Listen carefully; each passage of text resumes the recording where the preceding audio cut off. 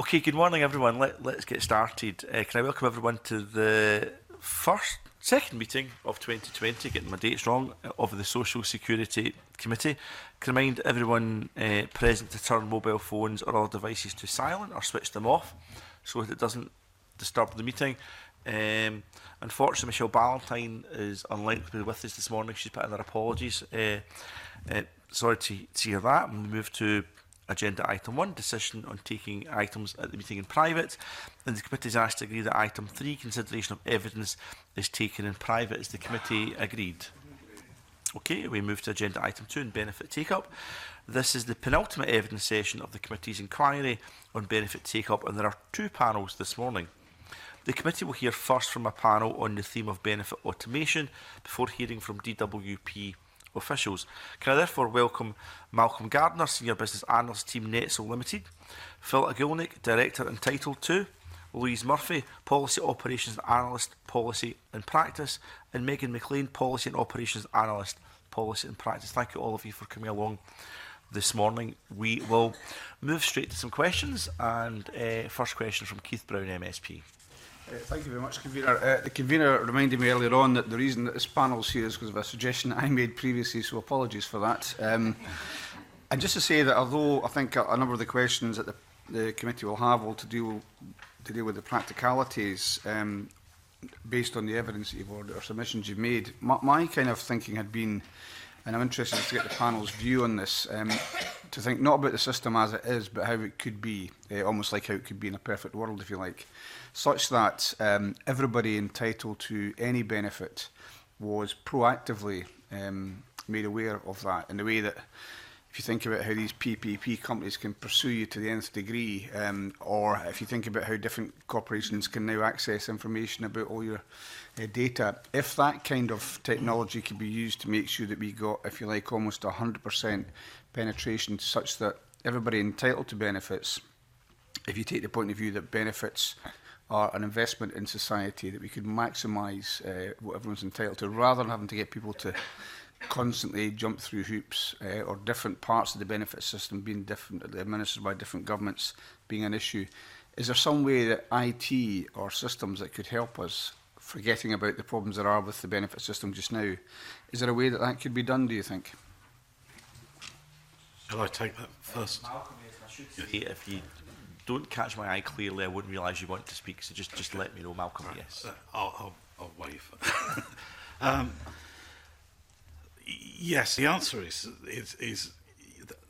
the technology exists. I mean, that's not the difficult bit. It's the difficult bit is envisaging exactly what it is that you want and what you want the outcomes to be.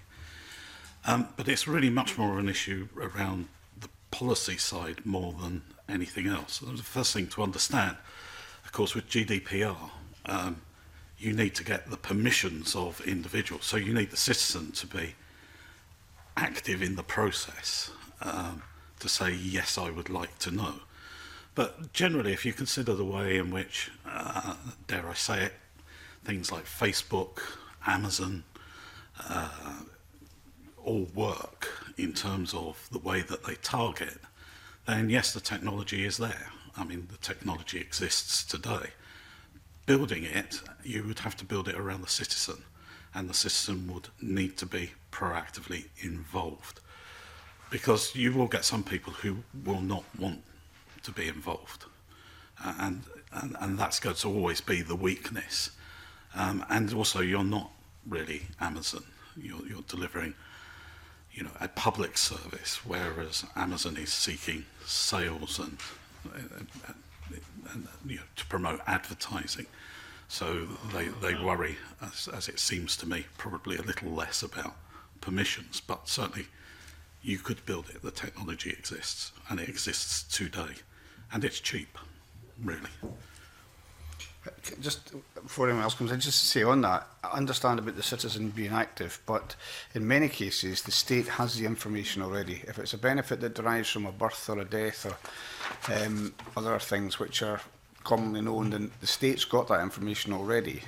And also, in many cases, the citizen is not able to be active in this discussion in any event. So I suppose there's also the fear that the state, in different guises, might be building into its calculations an expectation that many people will not claim because of complexity or so on as well. And it's trying to get around that, I suppose, Lewis. Yeah, I mean, actually, there's a couple of good points there. I mean, first off, what do you do about citizens who cannot engage? So anything that you do design has got to have, in place plan B for those who don't.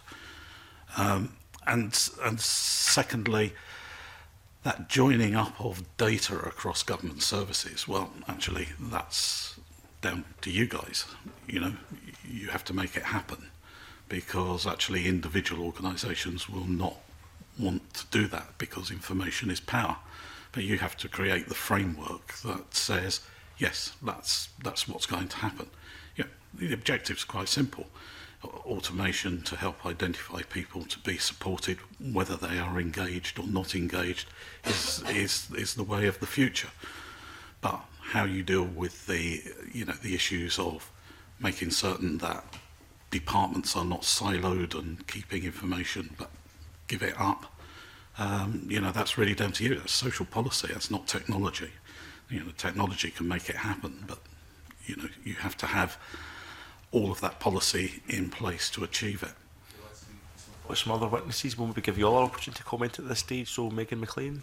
Hi, yes. So I was going to echo some of what Malcolm had said, that the technology is there, and indeed, as Keith Brown mentioned, actually the data is already held at various levels of government. It's about joining that up, and this data is already being used for such purposes as identifying fraud, for example, and there are cases of benefit data being shared between DWP and local authorities and indeed Social Security Scotland in relation to the carers allowance supplement. So where there's a specific prescribed case, there are already cases of data being shared. And again, it's being used in various ways. The data that we use is we take administrative household data sets held by the local authorities in the form of the Single Housing Benefit Extract and CTRS. And this gives us a really rich information about down to the household level. And it's through these data sets which millions of pounds worth of benefit each year are allocated to households. So they really give you a lot of information about the household characteristics and income. So through that, we can actually compare what a claimant is indeed being awarded versus what we can see that they're eligible for. And as I alluded to, this is already being used for identifying fraud. What we are proposing and indeed doing with various local authorities is extending this use to boosting benefit take-up.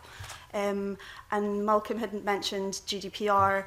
We would just note that GDPR, it hasn't changed significantly data sharing protocol from the legislation that it supersedes. Where it actually changes mostly is around an individual's right to claim data held on them by different different authorities. And just to give some practical cases of this, there are legislative bases for sharing data in exactly the way that Keith Brown has suggested.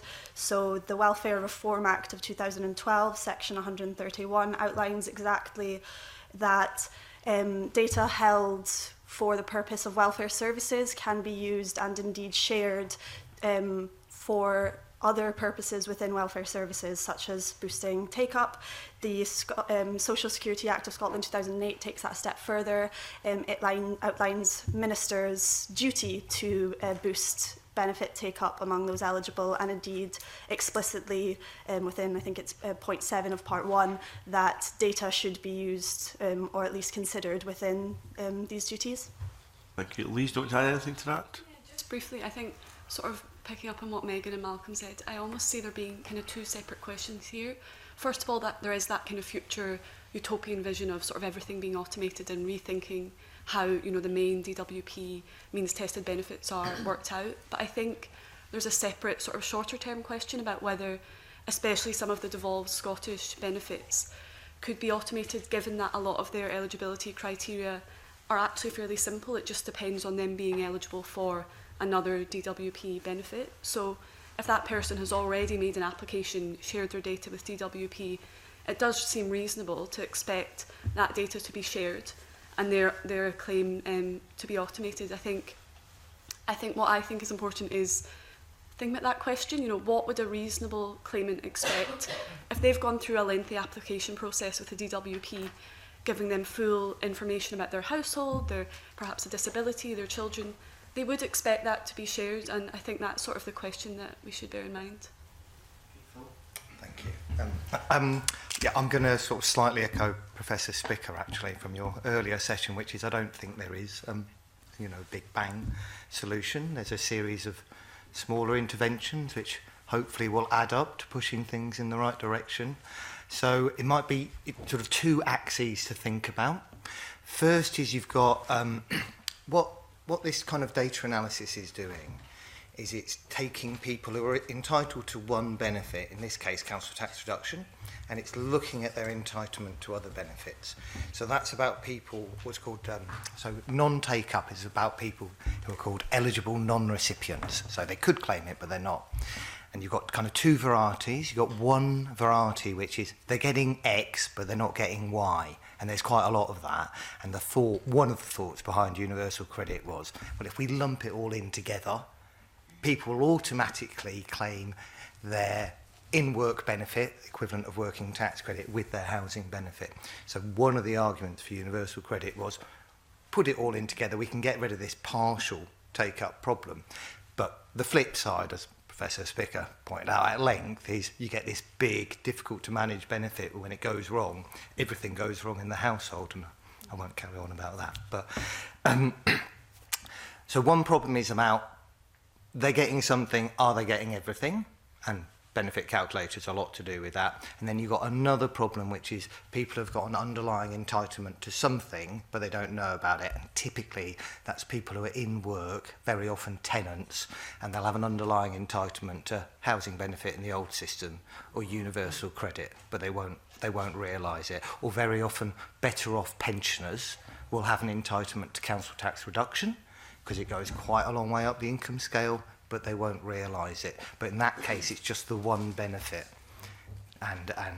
So that's one axis. Are they getting everything, or is it about partial in us? The other axis is, are they going through the system? They've just had a baby and they want to claim everything, in which case you can interact with them on the user journey. If they're doing a user journey online or on the phone, you can ask them extra questions, you can take permissions, you can say, we're going to send your data here, and it's relatively uncomplicated.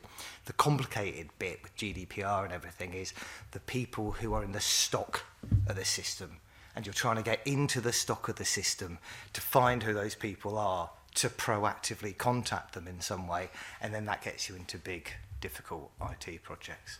Okay, thank you. Keith, do you want to come back on some of that? If I could, can you just say, really interesting, there's different answers there, actually, because I think the first point that Mr Gardner made was that the technology is there, this can be done, and yet we immediately revert back to reasons why, well, GDPR, you could look for incremental benefits. Incrementalism, I think, has not worked over decades. There are still appallingly low levels of take-up, and although it's right to say, somebody said it was utopian, holding out, saying it's possible to state actors, this can be done if you do this. And the idea that I had in mind was, say, if it was through smart technology, you would get a prompt based on information the state's already got about your date of birth, your national insurance number, the fact you've had a baby, and also not just the two governments, but individual local authorities, other people that provide benefits.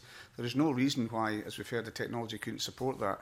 And if we're all signed up to the idea we want to maximise the benefits that people get, because it's a good thing, you would think holding out that possibility would start to change attitudes towards GDPR and the different systems of benefits. I mean, that's just my idea, but thanks for that. Thanks.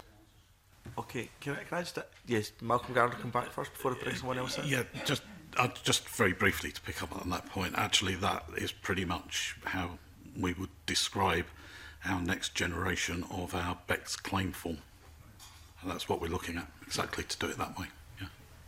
I took from it, one of Mr Gardner's responses is if there's a political will it can be done. And I think it was Megan McLean or Louise Murphy pointed out that Social Security Scotland has now got that statutory duty for a benefits uptake strategy, but I'm not sure that either the DWP or Social Security Scotland have got a statutory duty to inform individuals of benefit entitlement when they become aware of it. So there could be local authorities out there that are aware that there could be a benefit entitlement for an individual or a household, but because of GDPR they're barred from putting that data together and informing the individual. It could be the same with DWP, and it could be the same with Social Security Scotland. Would a duty to inform in legislation perhaps circumvent some of the GDPR? It's just a case of getting the Information Commissioner in the room with the legislators and saying, what's the policy outcome? How do we fix this? And I just an ask once approach to asking for individuals who want their data to be shared on the basis that they can maximise their income. There must surely be a much more straightforward way of doing all of this. I think what you just said is absolutely true for people who are running through the system. So, for instance, they've just had a child, and then you can take those permissions as they do it. I think the problem is much more around someone who's got an existing claim, they haven't got a change, so they're not interacting with the system. So you've got to go in and get their data. But as to the GDPR rules on doing that, I'm going to look to other people on the panel. But do you see what I mean? On one, if it's a new claim, you can do all those consents and everything in real time, either on the phone or online or wherever it might be. It's where you're not interacting with them that the problem comes, but I don't know what the actual... I think that's very helpful. I'll bring in briefly Mr Gardner because I want to bring other witnesses in as well, but that's very helpful. So where I feel like there's a kind of static situation with the claimant, then opportunities might be missed, but when there's an interaction, that presents an additional opportunity, I think. I'm saying it's easier because if there are consents to be taken about, we want to send your data to the Scottish, you can just do it there and then. Whereas if it's a stock of data and you can see that an individual, for instance, has an entitlement, but they're not in contact with you, you've just got the information from the stock of data. That's a different situation and one I can't really comment on because I don't know the rules. Okay, and I'm sorry, I probably should be exploring this further, but Mr Gardner, then it's Mark Griffin with the next line of questioning. Yeah, all I was going to say is let's just remember that GDPR is about permissions. It's not about blockers. So you shouldn't be saying, because GDPR is silent on this subject, therefore it doesn't allow it. That's not the way to be looking at GDPR. GDPR just simply requires that you think these things through and justify what it is that you're doing, either through a legislative change or additional legislation, but it's not there to stop you from doing this stuff, especially if it's in the public interest. Okay, thank you. Others may want to come in, but I better push on with the other questions. My apologies, Mark Griffin. Thanks, Convener. Good morning. The committee has really been looking at automation because of our ambition to drive up entitlement uptake, but some of the written evidence that we've had has pointed to areas where automation wouldn't necessarily be a good thing and could impact on uptake. So I wanted to explore both sides where it would be positive and negative. So firstly, just to ask, what are the sorts of automation which would be beneficial to increasing uptake, and do you have any examples of where this could be done almost immediately or in relatively short term? Yeah, Louise Murphy? I think just on your last point, this is happening. So we see many local authorities automating council tax support claims. So if they get a notice from DWP that one of their residents is claiming universal credit, a lot of time they'll take that as like a notice basically to start the council tax reduction claim, and that's somewhere where I think it is a good example that it's fairly simple. A lot of the time they have that initial data and it maps onto their council tax support eligibility criteria so they can get that ball rolling. So I think looking at that, we can think this isn't a faraway thing, it's not something distant in the future, it can happen fairly soon and it already is happening. And yeah, I guess on your question of sort of what would be kind of a positive automation, what would be to the detriment, I think, again, it's just sort of thinking about that customer, sort of what would they feel about this. I think it's making people's lives easier, not having to share information again and again. That can kind of diminish their trust if they think kind of the authorities aren't being joined up. I guess to the detriment, we do want to make sure that there is still kind of human interaction where that's needed, that vulnerable claimants who maybe aren't able to use like an online claim form, for example, still have that face-to-face support that they require. So I think it's just making sure that automation and technology fits within like a wider kind of benefit system which does still have face-to-face interactions. Megan McLean, did you want to come in on that? I would just echo some of what Louise said. I think we are proponents that data be used alongside clear communication.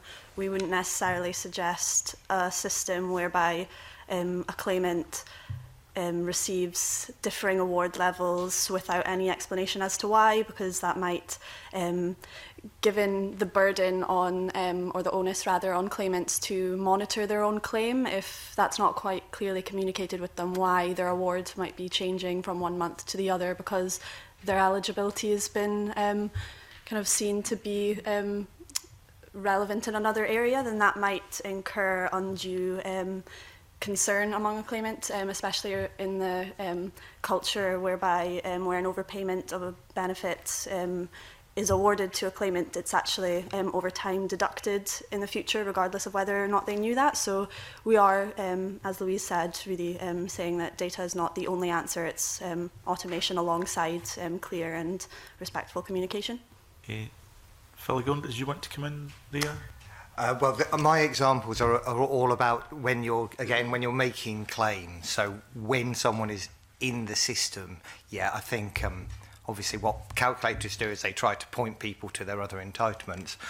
We also do, we don't do a lot of claim forms. We do a council tax reduction claim form, and our ambition there is that the data that we collect, which is relevant to the Scottish Social Security system, which because Scottish Social Security benefits are passported, is just name and address really, that can just flow across into the form. So when people are going through the system, the idea that there might be separate forms for separate benefits is very much part of the system. That there are lots of different agencies is very fixed into the Social Security system, but that those agencies should share, if you filled in one form and then you've got to go to Social Security Scotland to do your Scottish child payment form as well as your council tax reduction form, that you don't have to re-enter all that data, obviously that's going to be a good idea, and that's relatively simple because it's all happening in real time, and you can just take the permission.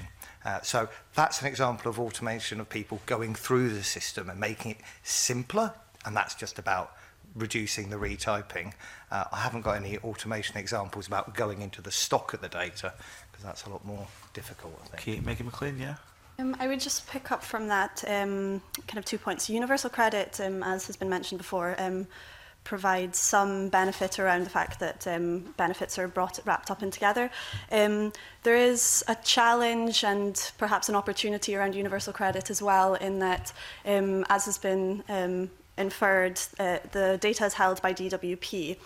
It's a really rich data set. It's covering what was previously 6 different types of benefits. If that were shared with local authorities, that would be a really powerful case for them to do things, both in circumstances where a claimant's situation has changed, but also indeed if they had that data, they could dive in to look at stagnant claims and compare eligibility perhaps that's gone unnoticed for a while. Again, we have been doing this with local authorities, kind of bringing out through their housing benefit and CTRS data some stagnant claims where eligibility is not fully understood, but just to reiterate, we really do think that as universal credit rolls out, the real power will be held within that data set. So, and there are cases of DWP sharing certain elements of UC data when there's a very clear prescribed case, but we would really call on them to share it kind of more routinely with local authorities moving forward, because that would allow local authorities to engage in a lot of the take-up kind of notifying or perhaps automation that the committee's here to discuss. Okay, well, that's helpful. Mark, do you want to explore some of that further? No, thanks, Camilla. Shona, you want to come in on that? Yeah, yes, thanks. It was on that point about the discussions with councils that you mentioned earlier, and I've just come back to. I'm quite interested in this. I take it that really what you're saying is that the data that's being looked at is more from the local authorities side at the moment. And it's interesting where there has been more interaction has been around fraud rather than boosting benefits, which is maybe something we'll come back to in the second panel. Could I just clarify, you were talking about, is that mainly focused on things like council tax reduction, or what other areas are local authorities looking at, and how universal is this? Are we talking about all local authorities are looking at this, or only some, and how many? So we are using council tax reduction data along with housing benefit data, but because of the richness of the data held within those two data sets, we are working with local authorities to target support around take-up of pension credit, for example, also the severe disability premium within means-tested benefits, whether or not that's housing benefit or a DWP administered means-tested benefit. Also more discretionary areas such as discretionary housing payments, even universal credit and job seekers allowance. It is primarily being used around means tested benefits. There are certain areas where automation couldn't be the answer to everything. For example, around disability, because obviously you need some human interaction and there's an assessment that could never be automated. But we're working with a number of local authorities around the income means tested benefits. And in terms of whether or not it's universal, the answer to that is no. And for many of the reasons that we've already discussed, there's a perception of GDPR being a blocker, as Malcolm had previously said. And with local authorities that we've worked with, that perception varies quite widely from local authority to local authority. So where we have seen the kind of greatest progression past such blockers is, one such example is we're working on a project with the Welsh Government on analysing the impacts of universal credit on council tax arrears. And for that, we are using these same data sets across all of the local authorities in Wales. And initially, when we were trying to collect that data, we kind of ran into some blockers. Some local authorities were quite hesitant to pass over that data and sign the data sharing agreement. And this is in support of what the convener had said earlier about perhaps guidelines in the legislation need to be a bit tighter, because where we really saw a change in perception was when we had the Welsh Government actually produce guidelines for local authorities. And once those centrally provided guidelines were sent around, then we were able to gather data from all 22 local authorities in Wales. So that's very interesting. How many Scottish local authorities are taking part in this? So currently we don't have the data from any local authorities within Scotland. We are in discussions with a few, I know they've happened this week, for example, but we do know that, for example, Glasgow City Council they are using a scheme whereby they use the same data to administer the uniform grant, because that particular support is one such passported benefit which kind of provides eligibility for the uniform grant is council tax reduction. That makes it quite a straightforward application of the use of data to identify need there. I think they haven't quite moved beyond that particular scheme into the more means tested, but as we've said, the data and the technology is available to any local authority. Witnesses want to just add to that, Malcolm Gardner? Yes, just a couple of points on that. Yeah, I mean, certainly we're doing work with 3 local authorities at the moment around that very area at the moment in Scotland, looking at how we build the technology and create that sharing. We come from a slightly different angle. We believe the local authorities should do it for themselves, so we build the tools around getting them to do all this work and to facilitate that work themselves. And I think the second thing is though we don't do at this point in time very much around Scottish social welfare, we are working with a number of English local authorities who have responsibility for the equivalent. So we're running with, I think, probably about 8 local authorities now, systems that allow people to come in and say, we need additional help, and specifically looking at the discretionary end rather than the means-tested end of producing whatever help they need. So the system basically identifies, do they need a DHP, do they need assistance with getting to school, do they need retraining, do they need budgeting help? It's almost anything that the local authority feels. So the questions are only asked once, and they direct them down the shortest kind of route to identify exactly what it is they need. And in that case, that's kind of where you're coming from on automation. So it's kind of automated process of identifying. And currently we're working with an AI company in Manchester to look how we can use things like maybe chatbots and native language alongside AI machine learning, so that we can speed up that kind of process even quicker and automate it. But the technology's there, as I said earlier.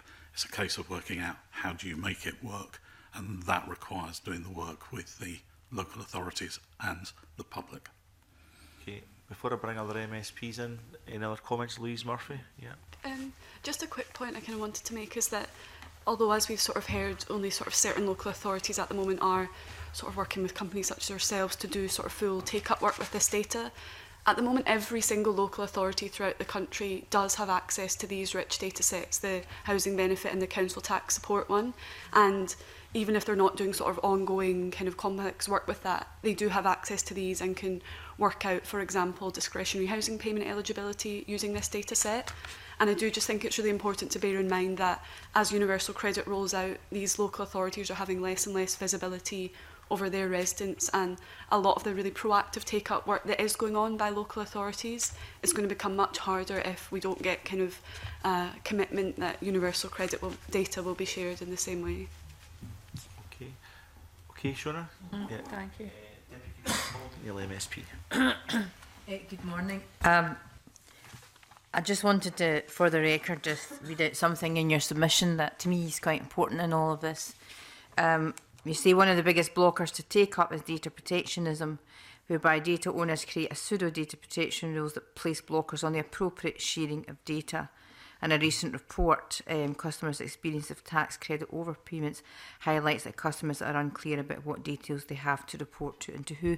So that strikes me as being absolutely relevant to what when we all be trying to achieve here.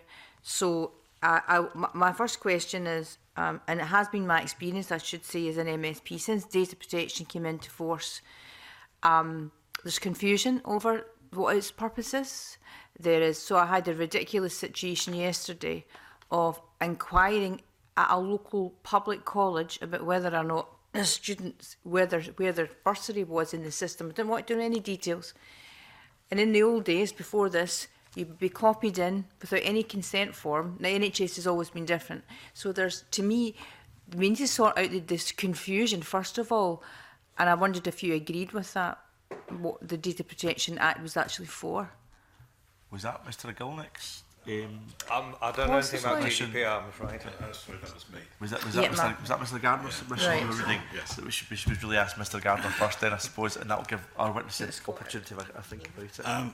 Yes. Now, look, I've got fairly long life experiences with data protection all the way back to its original form, and we spoke earlier about using this kind of technology for finding fraud within systems. Well, I'd have to put my hands up and say, yes, I am the father of data matching for the purposes of fraud investigation, which we started in 1992 and has been much copied by people like the Audit Commission since.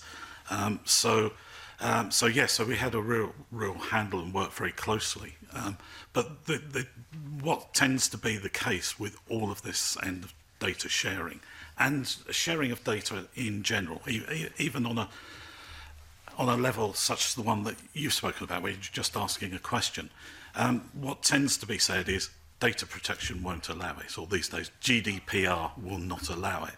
And actually, there's nothing in any of these legislations that says you cannot do something. What it says is if you have the purposes, if you have, then you can do something about it. And I recall when council tax was introduced, it took 3 years to put in the legislation that allowed the sharing of information between council tax, because it was secondary regs. And the only thing that data protection stopped was the sharing of that until those regulations came in. So there's nothing in data protection, but people will just make it up. They will convolute it and make it difficult. And the question shouldn't be, you know, what will prevent me from sharing this data? The question should be is it in the public interest to share this data, and how do we go about doing it? That's how it should be. Yeah, I think Louise Murphy might want to come on that. Yeah, I think Malcolm's completely... I think I want to pick up on what you said. It's about confusion. I think there's nothing in GDPR itself which prevents any of the sort of data sharing or processing that we were talking about.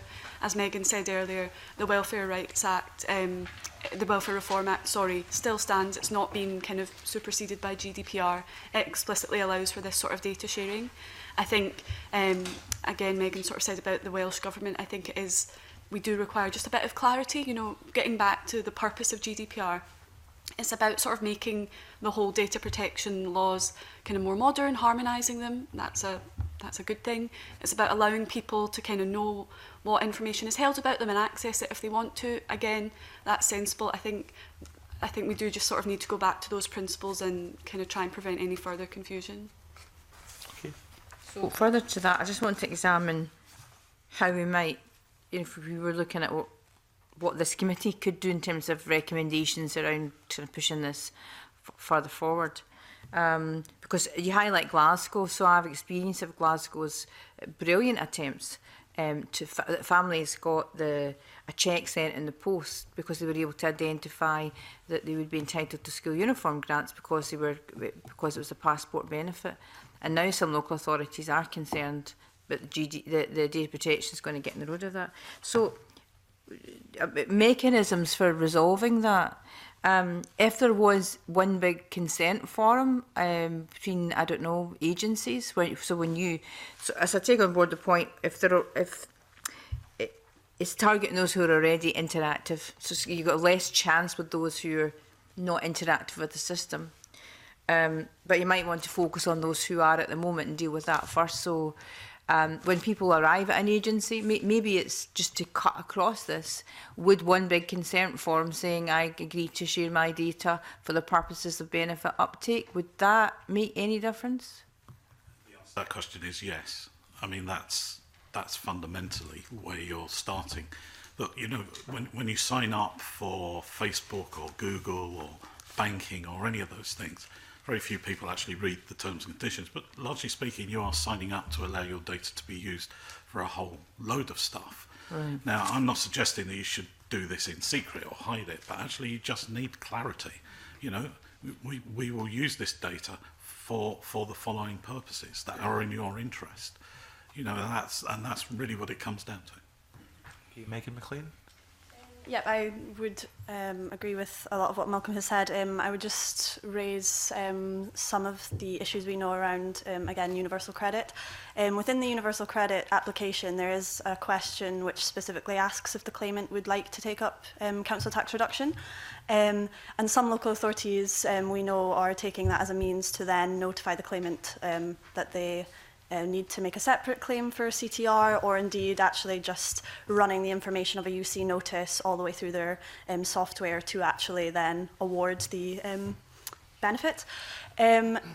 What we know around universal credit claimants where they live in a local authority where that isn't happening, we see around a 10%, sometimes even up to a 15% drop off of claimants actually taking up council tax reduction when they move over to universal credit, despite the fact that they are still eligible. And I think some of that is around confusion. If you are answering a question in your application about CTR, I think it's reasonable to expect that that would be taken up by someone else. So there is confusion around that. And we on a separate point, we have launched take-up campaign. Oh, sorry, some of our clients have launched take-up campaigns and then followed up with claimants, and this comes back to what Malcolm had said about whether or not people would be happy for their data to be used in this way. One of our local authorities, Luton, had reached out to 88 households who they had contacted for in the interests of maximising their income through benefit take-up. And of those 88, 87 said they were actively happy with the fact that that had been done. One just had a question about how it there was a bit of confusion about how that had been kind of launched, but they didn't receive any negative feedback. And of course, you would need to kind of take into consideration that that might not be everyone's view, but by and large, I think it is reasonable to think that people would be happy for it to be used for their own good in maximising their income. So we could, as a committee, if we chose to, write to every local authority in Scotland and ask them if they have, are they asking that for universal credit claimants? So each local authority receives a notice from DWP that someone within their cohort has moved on to universal credit. What you could do is ask whether or not they are making use of that data, either depending on which software they have, they may be indeed able to run the data through and actually award the benefit. In some other cases, they may have to then just notify the claimant, but the data is there for them to do either of those things, and that we see would boost take-up of CTR, which can be quite a significant section of someone's income. We can see up to some households, their council tax reduction is actually about 1/3 of their income. So you know that it's clearly a very meaningful benefit and a meaningful target for income maximisation. And just on that last point then, which I was going to say anyway before you said that, would it make sense to maybe focus on one benefit like council tax reduction and go through all the kind of the processes to see how that could be better automated and better uptake? Is that a good one to look at? I think yes, CTR is a positive one. There are clear cases where that has been done. I'm happy to follow up with you after and perhaps put you in contact with local authorities we know who are already doing this. Yeah. But we would say there are clear short-term cases where this can be done, but we think that, as has been mentioned, there should be more linkage throughout the system so that we don't need to have short-term campaigns to boost certain types of income. Ideally, in the future, we're hoping it will one day be the case that kind of most people are covered at all times. There's kind of clarity around eligibility, and there's drive for take-up in each element of the system. Thank you very much. Just check that any other witnesses want to comment on that before we move on to another line of questioning. I mean, remember that that's about local authorities saying when DWP adds to the form, do you want to claim CTR, accepting that data, but it's where people are starting with, because a lot of the problem in the system is you're not sure where people are getting into it, but typically we think the typical model is that people will claim a DWP benefit and that council tax reduction is like a passported from it. It's not quite passported, but it flows from the idea that typically in legacy benefits you'd claim job seekers allowance when you lost your job, and then you'd go to the council and claim your housing benefit and council tax, and it was typically that way round, but it doesn't have to be that way round at all. So there will be some people who will only qualify for council tax reduction and will claim council tax reduction, and I suppose a different kind of automation which doesn't involve DWP, which is generally a very good thing, is this idea that when someone's going through a council tax reduction form for Glasgow or for Edinburgh or for South Lanarkshire, if you see that they've got a child under 6, you say, at the end of the form, have you claimed, from August onwards, have you claimed your Scottish child payment? Would you like to? And then just send over the data to the Scottish Social Security agency. So that's a kind of a lighter touch thing because it involves Scottish councils talking to the Scottish government, and it's in real time interacting with the individual. So you just take permissions there and then. So that's this kind of example of when they're going through, it's easier. If it's a DWP and it's a deep in the data thing, it becomes a project, and individual local authorities are running projects for this and projects for that. Have to take the permission. I mean, people like that would rather have money than not have money, you would assume. Yeah. So if you get something in front of you which is self-evident, has all the evidence to show you would qualify for the Scottish Shell payment, you might think, if I get a underlying entitlement to share that with Social Security Scotland, for them to then write out and say we have it confirmed you qualify for this benefit, we would intend starting to pay this to you. Because one of the things we know is that signposting vulnerable households doesn't mean they will then proactively go and seek the benefit themselves, as crazy as that sounds, even when there's money at the end of it. Yeah, and I think I'm saying that in terms of flowing through the system quickly, if you filled in your name and address on one form and then you have the button, so I'm assuming people are doing this online, and people with young children, that's a reasonable assumption, there's much higher online usage. It's really about saying, we are capturing this form for South Lanarkshire, so it's owned by South Lanarkshire. But when you go across to the Scottish Social Security Agency, and it'll be clearly their website, will have pre-filled that form, so you won't have to retype it. But obviously when you put submit, it's showing to you that data is going to sit with the Scottish Social Security Agency. And on the other one, it's going to sit there. So there's two sets of data, but you've made it easy to put the two sets of data with the different agencies by pre-filling the forms. Okay, it does make sense. Speeding up the system of claiming. Megan, do you want to add something, and then we'll move to the next line of questioning, which is Alistair Allen? Just very briefly on a point that you made around even when someone is identified as vulnerable and eligible, they may not follow up a claim that you highlight they're eligible for. One thing around that again comes down to the kind of partnership of data and technology and the human contact. Part of the value in using data and technology is that allows you some visibility on who needs that additional support. It may be that many people are able to fill out an online form and indeed willing to do so, where you identify that someone is perhaps more hesitant, whether or not that's around their kind of online capabilities or something else. That's where the role of an advisor or the local authority can be all the more important in engaging that household, trying to figure out why there's that hesitation and see what can be done about it. Okay, thank you. Alistair Allen. Thanks very much. You indicated, Mr Gardner, at the beginning that it was down to us guys to find solutions, and that there were policy solutions. Between you, you've talked about one or two ideas for policy solutions, but where do you think the balance lies between policy solutions that lie in the hands of this Parliament and responsibilities that lie in the hands of the UK government and the agencies when it comes to things like data sharing? Yeah, I mean, that is a tricky one, because clearly the big guns probably lie with Westminster at the moment in terms.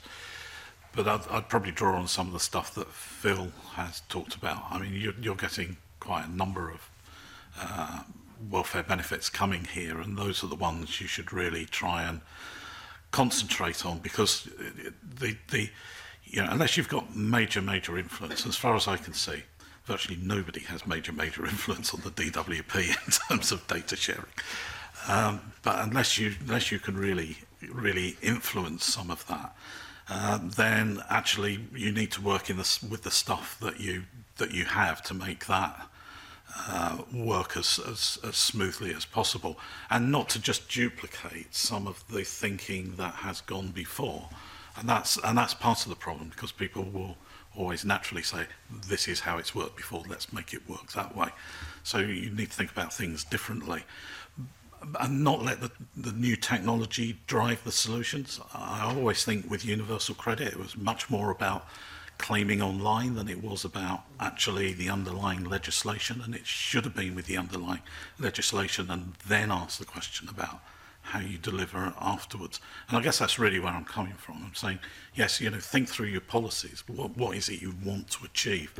Then ask the question about the technology in terms of delivering it, and clearly bolt down on that issue of GDPR and saying, is it permissive? And if it's not going to allow, what do we need to change to make that work?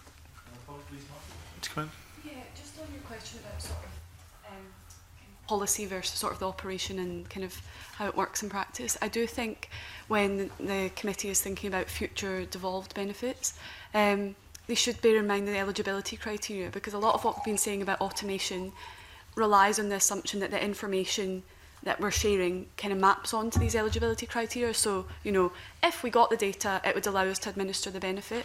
But especially for disability benefits and caring benefits, actually it does require a lot more kind of nuanced information. And so I think there's sort of that to bear in mind. You know, can you make it the criteria as simple as possible so you can use as much information as possible that you've already got? And I think a second point, one of the other submissions I think you've already received was about Glasgow City Council automating, I think it was the uniform payment. And that's because the criteria for that depends on council tax support eligibility, and they've got that information. But I think they said the barrier that they're facing is that they can't automate, I think it was free school meals, because that relies on some more criteria. So I think it is just thinking when you are kind of finalising the details of these benefits to make it as simple as possible. Okay. Are you saying, if I pick up right there, that the criteria, or the design of the criteria, has as much to do with the simplicity as the actual any operation you could devise or any form you could devise? Yeah, I mean, exactly. I think if you're starting out with a benefit and it's got simple criteria, then sharing that information is much easier. But if it relies on data that comes from many different sources, or, you know, it's different for kind of localised benefits to the devolved benefits to the DWP benefits, then obviously it's much harder to kind of get that information. Thank you. Okay, any other comments before we move to our next line of questioning in relation to that? Okay, Alison Johnson. Thank you, Convener, and good morning. There was an earlier discussion about the fact that there were over 16,000 households in Wales who were eligible for a severe disability premium, and you know, they were unaware of that. And I just like to understand, you know, severe disability premium is itself a DWP benefit, so it does seem surprising, perhaps, that they themselves haven't picked up on that unclaimed entitlement. Is it fair to say that the DWP themselves could be doing some of this work, but isn't? You've identified one of the major barriers to this, which is just sort of cultural barriers, that exactly we see a lot of this isn't even happening. The data sharing or the sort of proactive use of data isn't even happening within one organisation, the DWP. I mean, I think the severe disability premium is difficult. You know, sometimes the way that data can be reported might miss out on things. So, for example, if someone was living with like an adult child or something like that, so sort of an adult that isn't their partner, that would stop them being eligible for the severe disability premium, but sometimes that might not be picked up on a claim form, or, you know, things like that. If they have a change of circumstances, it might not be reported, and that would affect eligibility. So it is complicated, but I agree, you're right. I think a lot more could be done, and when we're thinking about sharing between departments, a lot of work needs to be done in the first instance just within departments. So I'm interested there, you know, you're saying this is a bit of it's a cultural attitude to what we do with the information that we have. And there's not a lot of proactivity when it comes to using it to make sure that people do get what they're entitled to. And maybe that's reflected in the fact that there is so much unclaimed entitlement. Yeah, we see a lot that the local authorities are often the proactive ones, just because actually with stretched budgets it pays for them to be proactive, you know, especially with homelessness reduction. It pays for them to use the data that they've got available to them to identify ahead of time people that are at risk of homelessness. So I think that's a use case where actually there is gradually being a bit of a culture shift, because they are thinking about the overall sort of returns on investment. That's something that we've done a lot of, is sort of thinking, okay, it will cost a bit of an upfront, you know, it'll be an upfront cost to use the data in this way, but if we were thinking about the huge cost of temporary accommodation, for example, it is actually a useful way to spend our time and money to identify. Saying, you know, investing to prevent greater costs and distress, obviously, as time goes on. Now, there is obviously, you know, we're undertaking an inquiry into benefit take-up at the moment,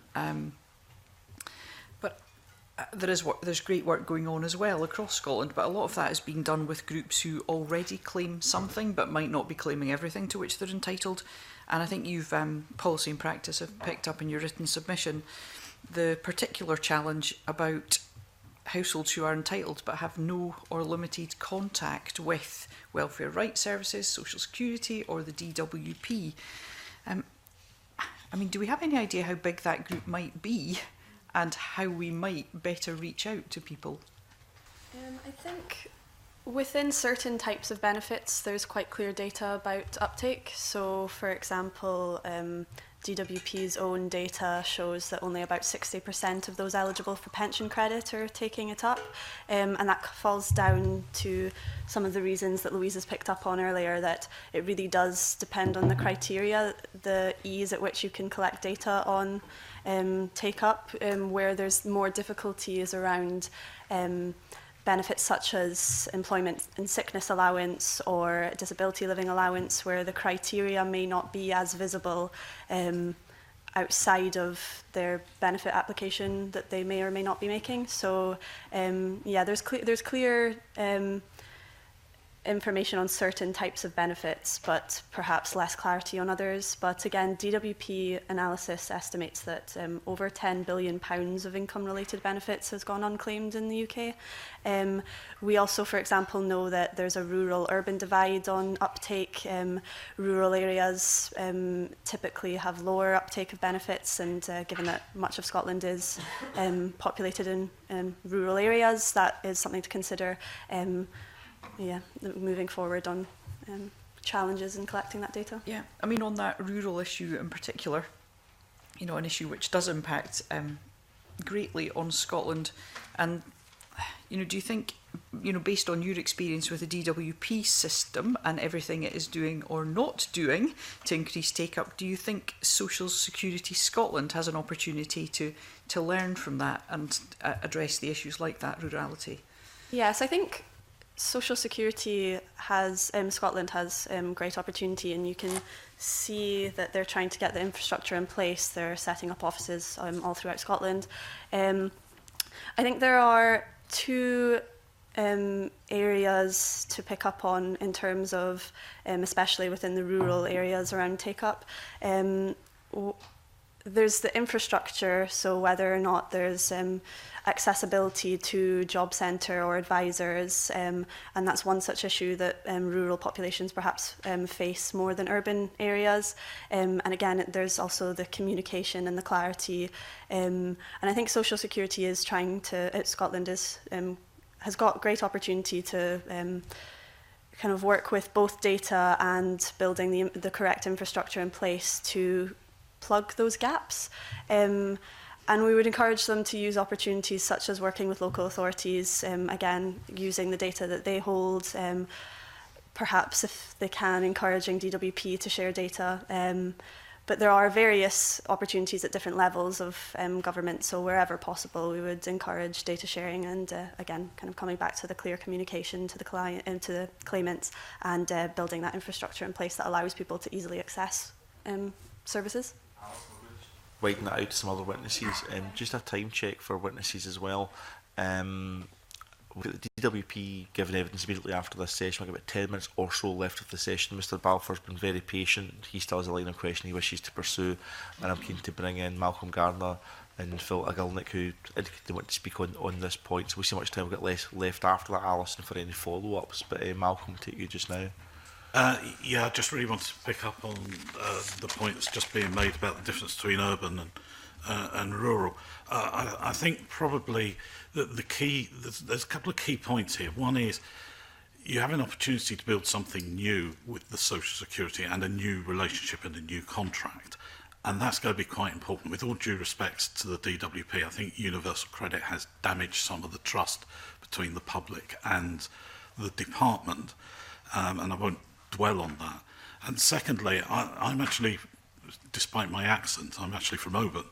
So, you know, so I know, you know, in Argyll and Boot, you know, actually, when we talk about rural areas, that's not quite the same as rural Wales. It is something quite different.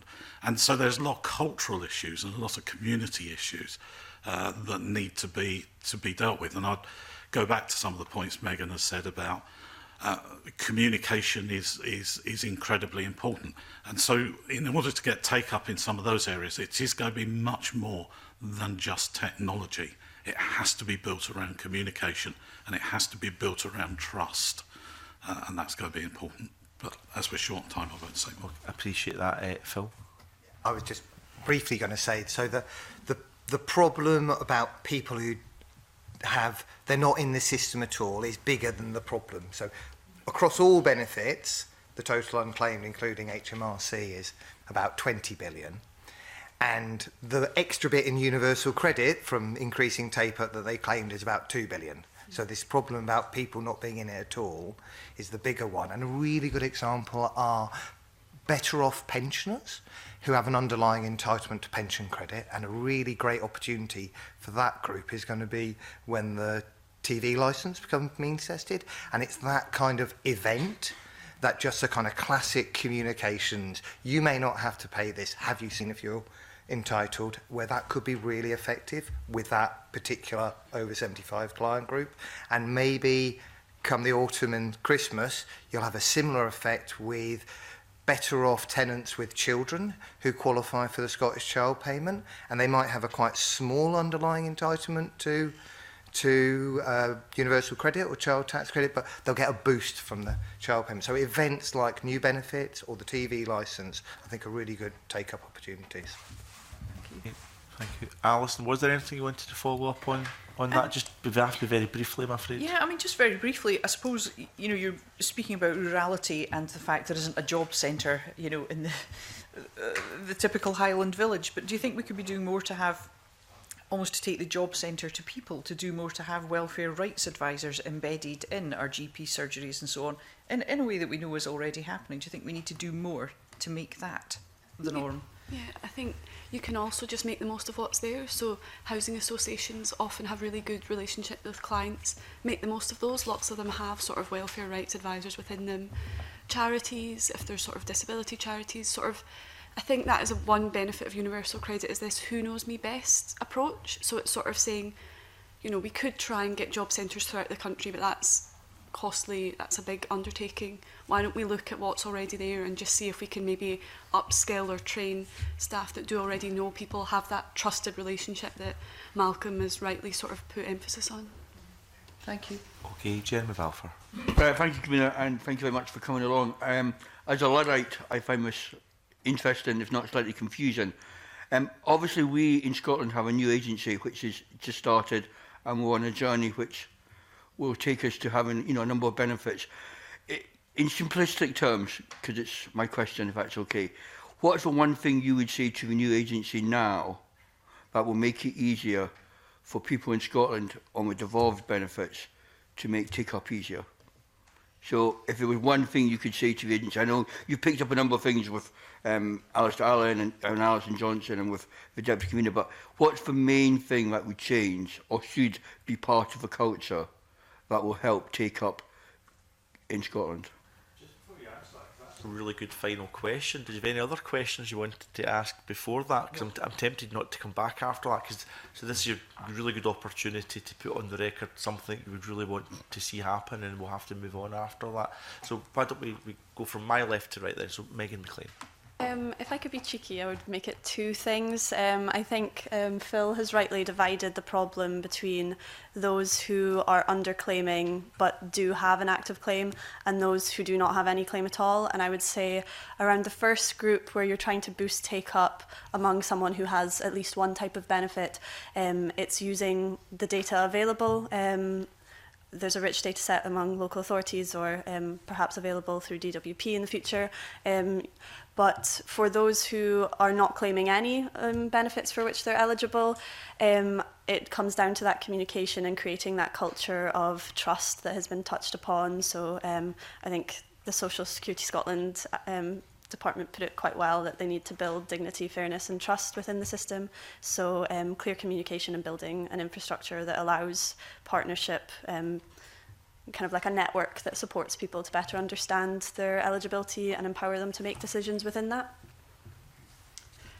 I think my one thing would be to focus on the benefits that can easily be automated, so the kind of passported benefits which are kind of being devolved to the Scottish Social Security. And just like you've sort of been automating the carers allowance supplement, use the information that you've got to automate these. I think what that will do is create a sort of consistency in automation. It can be easily communicated and understood by people, because I think, again, emphasising the sort of the role of trust and communication.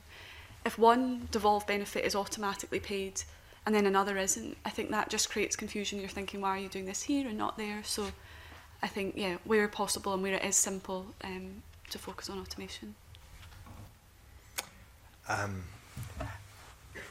the risk of repeating myself, probably to focus on the relationship with Scottish local authorities and to try and view a benefit claim for a Scottish local authority benefit as a claim for the Scottish Social Security Agency, and in people's mind to elide the two. I don't think you can do that with DWP, because trying to get the things that you're after from DWP is going to be a really, really long road, which may or not succeed. Whereas working with Scottish local authorities is kind of meat and drink to the Scottish Government, and I think so the ambition should be that it's seamless within Scotland. Getting it seamless with the social security system in the UK is probably too big an ask, at least for now. Yeah, I mean, I agree with everything that's been said. I mean, these are all issues. I guess probably I'm going to try and address the simple bit on this. The new agency has got to not only want to help people, but to be seen to be helping people, and to be clearly making people feel that it's somebody who they want to go to for help. Okay. Well, thank you that, Mr Gardner, for the last comment from our witnesses. Worth putting on record that MSP had the opportunity to go to Social Security Scotland yesterday, and that was very much the types of discussion, very positive and constructive, we were having with them, but it does no harm to put that on the public record here this morning. Can I thank all four witnesses for your time this morning. Please do follow the inquiry. Our final evidence session will be next week with the Cabinet Secretary,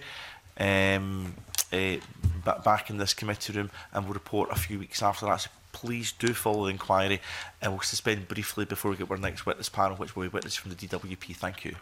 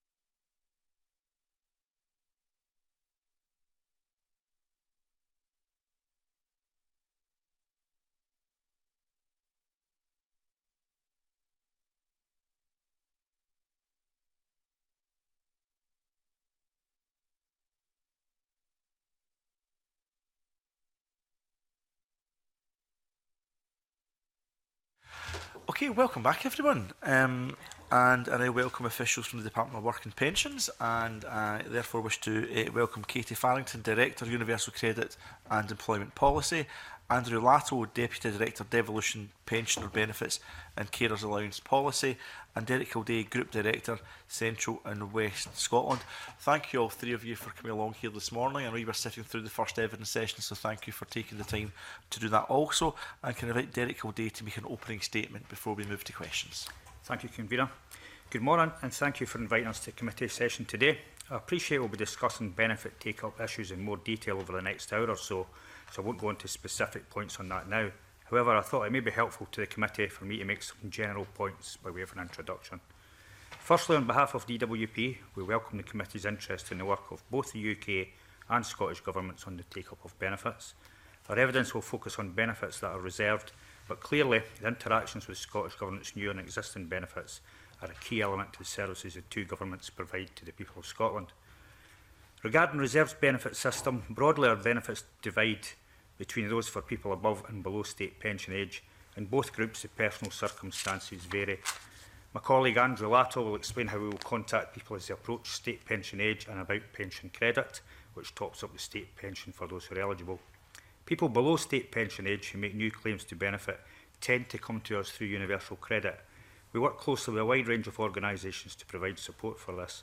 For example, the agreement we have with Citizens Advice Scotland provides support under Help to Claim. The committee will have seen evidence of a wide range of initiatives to increase take-up from similar organisations, and we spoke this morning about local authorities' role, and we acknowledge the valuable work in this. Within DWP, we offer advice over the telephone or face-to-face and can make special arrangements to assist vulnerable people to access our services. Our own work coaches also offer tailored help at a local level via the Job Centre Plus network across Scotland. DWP offers benefits for carers and for people with additional costs that arise from disabilities or health conditions. These are now largely matters for the Scottish Government, and we have already worked closely together on Carers Allowance Supplement, and we will continue to work with colleagues at Scottish Government to provide a smooth transition on areas such as personal independence payment and disability living allowance. We are therefore acutely aware that as further benefits become devolved, people in Scotland will be receiving benefits from both governments. It's incumbent on us both to ensure that the customer receives the best service possible. In future, many pensioners will receive a state pension from DWP and a winter heating allowance from the Scottish Government. Some will also be receiving disability assistance from the Scottish Government and pension credit from DWP. Many people with disabilities and health conditions will be receiving universal credit or employment support allowance and disability assistance from the Scottish Government. And many carers will see the carers assistance from the Scottish Government topped up by universal credit. As you can see, there's a lot of interactions between the governments, and as a department we are committed to ensuring a smooth transition. We recognise that the social security system provides crucial support for many people, and it's important that access to our services is straightforward as possible and people don't face unnecessary obstacles in applying for benefits they're entitled to. And we look forward to answering your questions on how we can achieve that. Thank you, Convener. Thank you very much. That's very helpful. I may kick off, and I do want to pick pension credit as an example because it's a really helpful example, because that's one of those benefits where there's a relatively low take-up of it, only 62%. I think we estimate up to 38% people who would be entitled to pension credit not receiving it. We've heard in previous evidence sessions sometimes it's difficult to actually work out who those people are in the first place that could receive it, let alone reach out to them to encourage them to take up that entitlement. So I suppose my first question would be, does the DWP or UK government know who the 38% of the estimated cohort of pensioners who'd otherwise be entitled to pension credit and don't take it? Do you have the data to tell you who they are? Andrew Latto. Shall I answer that question? Thank you, Convener. So the answer, the short answer to that question is no. We don't know the households because we have administrative data that tells us who is claiming, and we compare that with family household survey of about 20,000 households where people report what their capital and income is. So the difficulty with pension credits is, unlike the state pension where you're looking at your date of birth and your national insurance record, for pension credit we also need to know what's in your bank account, what your income is, We know that from survey results at an aggregate level, but we don't know it at an individual household level. That said, we did conduct a pilot in 2010, jointly with Age UK, where we used the data that we hold, that local authorities hold, that HMRC holds, to get to a proxy of who we thought were going to be entitled on a sample basis. We paid people pension credit for a 3-month period. And we invited them at the end of that 3-month period to claim. Rather disappointingly, only 9% of the people who've been receiving that amount of money claimed it at the end of that process, which kind of brings me back to the reasons why people don't claim pension credit, some of which is within our gift, which is we need to inform people about it. And we're here in Scotland, we're working currently with Age Scotland on what we might do in that respect. And I am looking forward, in one sense, to the fact that the BBC are going to send 450,000 pensioners in Scotland a letter next month telling them that unless they receive pension credit, their free television licence will come to an end. So we're expecting a lot of calls at that point from people seeking information about their pension credit entitlement. And one other thing I would say from the pilot that I mentioned earlier, this was in 2010, the accuracy of the information, because we were having to aggregate it together, was not terribly high. So we've been working very closely with HMRC in particular on data feeds, things like how much occupational pension is somebody actually receiving, because for the pension credit caseload that's a much bigger issue than earnings, where it's the automation is much more established. I'm tempted to ask lots more questions about that pilot in 2010. I don't want to because of the time constraints, but I think the committee would like information in relation to that. Was that a Scottish-based pilot or no? Elsewhere? It was a GB pilot, and I can provide the committee with the published. And we published the evaluation. I suppose just briefly, what was the cohort of many households did you say were involved? 2,000. 2,000. I think we'd be very keen to see that. Maybe just sticking with pension credit, and I'm not going to make an issue of this, but I've made an issue as a committee in the past. It's just to put on the record because my constituents otherwise would be disappointed if I didn't. The committee was pretty upset at the decision of the UK government to withdraw pension credit from mixed age couples, which, if the stats are accurate, it's up to £7,000 per year that some households will lose, and I think that's up to 5,600 households in Scotland by 2024.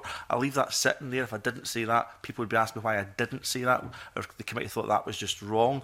However, there's another unintended consequence of universal credit. 23. There's the opportunity now that if you are a pensioner and you're receiving housing benefit, you have to receive that through pension credit, potentially, is my understanding, as housing benefit starts to kind of phase out, as it becomes a housing element of universal credit, and it won't be a standalone benefit.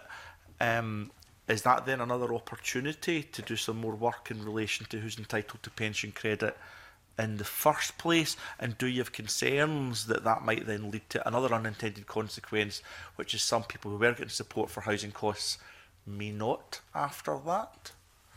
I've been giving a lot of thought to that, and actually what was being said in the previous evidence session is very important in this respect. So 16% of pensioners in the UK are in poverty, and if all of those pensioners claimed pension credit, housing benefit and the council tax reduction, especially the council tax reduction, that would reduce that figure to almost zero. And the relative take-up rates for those three benefits are about 80% of pensioners who are entitled to housing benefit do claim it. As you said, about 60% claim pension credit, only about 50% claim their council tax reduction. So those are, there is that opportunity, if you bring housing benefit and pension credit together, to increase the take-up of a unified benefit. We've done quite a lot of research about why there is that differential, and we think that one of the differentials is the perception of like a relatively low-income pensioner household of having a local authority pay their housing costs, and going to a local authority to pay their housing costs, which actually generally goes straight to the landlord, so they see the good rather than the cash. Whereas with pension credit, they are having to phone a pension centre at DWP and answer what some people consider to be quite intrusive questions about how much money they have in their bank account. And that kind of thing puts people off, alongside a more general stigma around means-tested benefits, particularly for much older pensioners. So I think there is that opportunity. Just to clarify, it will not happen before the end of 2023.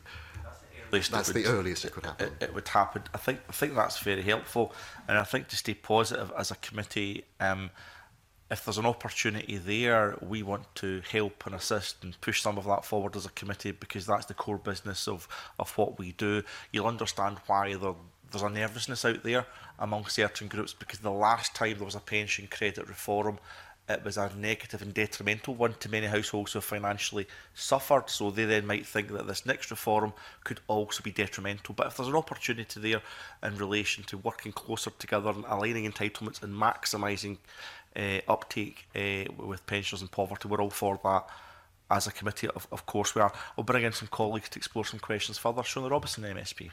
Thank you very much. You will have heard, it was in the previous session, some thoughts about how benefit take-up campaigns could be improved and, I guess, more targeting. So I just wanted to start with that. And you heard that there was I guess a call on the DWP to share data more routinely with councils. Now there's been a bit of work around that, particularly around fraud.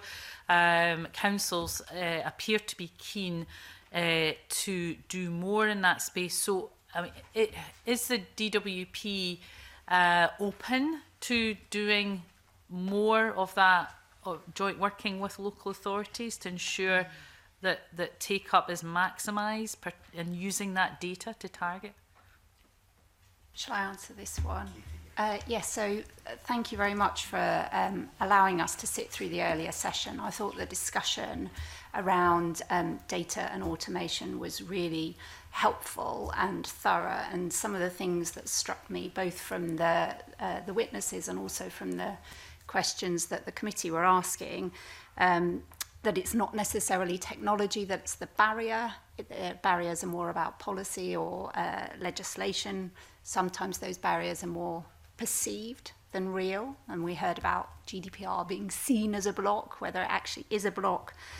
And we also heard, and I was quite struck by the witness that talked about this, about reasonable expectations. So people having reasonable expectations about what happens to their data, and also about transparency, so being clear with people about what happens to their data. My understanding, and I know you've got the Cabinet Secretary coming next week, my understanding is that the Scottish Government has done some work with local authorities to see if they can identify an appropriate legal gateway through the Digital Economy Act for data to be shared between DWP and the Scottish local authorities, and that process hasn't yet concluded, but that may well provide an avenue for the sort of joint working that you're talking about. Okay, because obviously universal credit will be really critical here, and you heard earlier that obviously there's a mine of information within universal credit claims that would enable other benefits to be accessed. So certainly we'll pursue that. One of the other issues that we've looked at is around the whole, a bit of stigma around universal credit generally. And, we'll not rehearse the reasons for that, but I think without a doubt it's there. So, I mean, how can you as an organisation try to ensure that people are not discouraged from claiming universal credit, because the perception is, and sometimes the reality, that it can actually make people worse off. It can be difficult and can lead to hardship. So what action are you taking to address that stigma, I guess?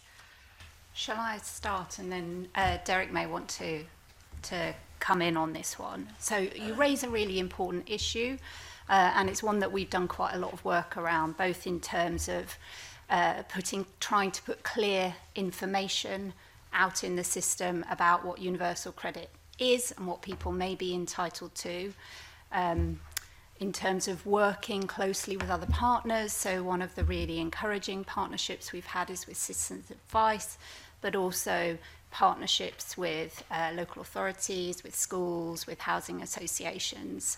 And I think that's a really important step. I went to Shettleston on your patch, Derek, a couple of weeks ago, and the work coaches there just talked to me endlessly about how they wanted the job centre to be in the community and how they were going out to all sorts of organisations to talk about what DWP can offer them, rather than just being a door that people have to walk across.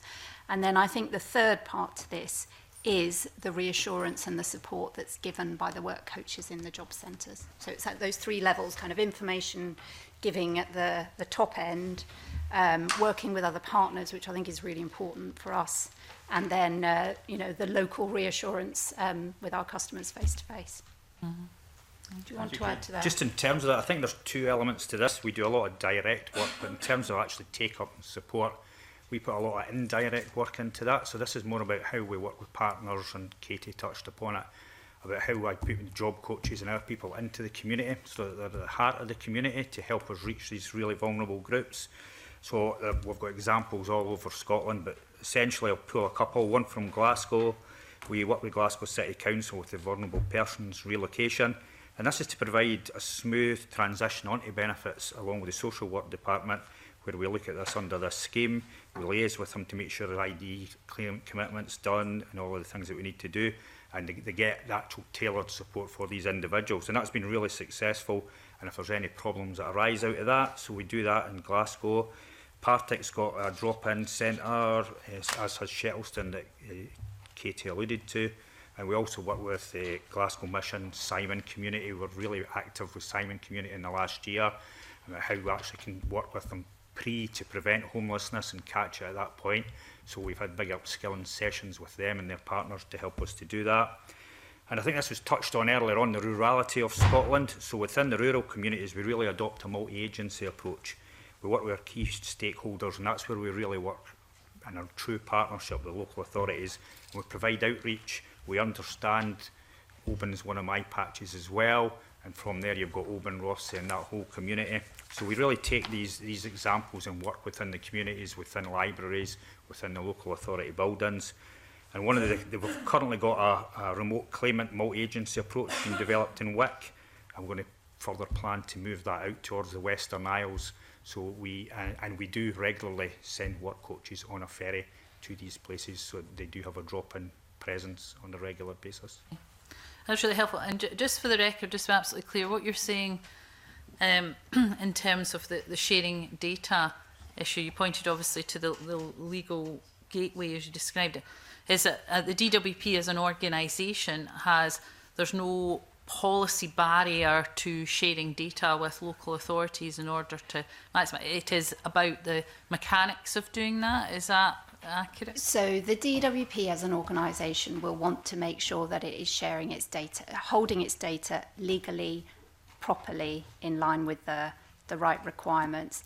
I don't perceive that we have a policy objection to sharing data, but we do have a duty under the law to hold data safely, securely, and to share it appropriately and in line with legal gateways. Okay. Yeah. Okay. Quite a few bids for questions just now. I think it's only fair to take Mr. Balfour next, given you were last in the last session, Mr. Balfour. Thank you. I wonder if I can just, I've got one question, but just go back to that final point you just made to Sona Robertson. I don't quite understand the issue around data protection. Well, I do understand it, but I do get slightly concerned that this is being used not only by DWP but by other large government bodies, NHS, as an excuse not to share information. Are you cautious and overcautious on that? And why is that, if that is the case? I don't perceive that we are overcautious about this. I do think, and we heard this in the earlier session too, that the new legislation that's come in, that everybody is very wanting to be very careful to make sure that they are compliant with it and that we're doing all the right things. There is something quite important about reasonable expectations. So if I go to my GP and my GP refers me to a hospital, it would be my reasonable expectation that my data is shared, and I would most likely be quite frustrated if I turn up to the hospital and they don't have any access to my record and I've got to repeat my story over and over again. But if I give my data to that hospital, is it my reasonable expectation that that data is then shared with other parties? And I think that is the point that some of the witnesses were talking about earlier on, is that if you can say to people, I think this was a suggestion that the deputy convener made in the session, but if you can say to people, are you happy for your data to be used to tell you about other benefits to which you might be entitled, and they've ticked that box and they've given consent, but then we're on anyone seeking to use that data for that purpose would be on a much more secure footing than if we arbitrarily share it. And I suppose that just follows on to my main question. And that is in regard to your own kind of checking the information you have on people. So, you know, as I've said many times before, I am a client of DWP. I receive PIP every month, comes into my bank account very well. Do you ever look at my account and say, that's Mr. Balfour, is he entitled to any other benefits? And across, not with evolved stuff, but in regard to what DWP is responsible for. And is that an exercise that would be ever possible for you to do, to check those who are receiving one benefit are then entitled to any other benefit, rather than them having to come and say, am I entitled to that? It's a fair question. I'm not aware that we do that. I might just turn to my colleagues in case I'm incorrect. So, if I could just give an example, which would include PIP, but also attendance allowance. So we do cross-check for pension credit to see whether the person would get an increase in their pension credit as a result of their receiving a disability benefit or having applied for carers allowance, and they would be entitled to a carers premium. So we do that check within the system. There are complications though, because the severe disability premium was mentioned earlier. Actually, a couple can choose between them whether they want the partner with the disability to receive the severe disability premium, or they want the other partner to receive carers allowance, and they're about the same amount of money. So there has to be a discussion between the couple about how they want to do that. So there are some things that we can't automate, but we can get in touch with the people to say. I suppose my point being is that no one's ever been in touch with me to say, have you thought of applying for carers allowance? Now, I appreciate now it's evolved, so, but I'm going back, you know, last 10 years, no one from DWP ever wrote to me and said, do you know you might be entitled to carers allowance if you meet this criteria? Have you thought of applying for it? And I just wonder, do you need to be a bit more proactive in regard to going to individuals? Because, you know, many people may be on PIP or attendance allowance or whatever other, but they may just simply not know about that. Even when you send out your annual bit of paper to say you're entitled for this award and this is the amount you're getting, could you not put in some kind of booklet with here or the other things that you might be entitled to? I appreciate it's very hard administrative-wise, but I just wonder whether you would then get a much greater uptake. A pilot similar to the one Mr. Lato was talking about in relation to pension credit. A really good question, Mr. Balfour, yeah? Yep. So I think operationally, it came from the previous witnesses, operationally we rely on moments in people's life at this stage. Mr. Balfour's absolutely correct. And that's what we would use as our trigger points at this moment. And as we move and we widen the expanse of people on the UC system, those life moments will become more frequent, and that's at this stage in time. But I think it's a very good question. It's certainly something we'll take away and consider. Okay. Thank you, Governor.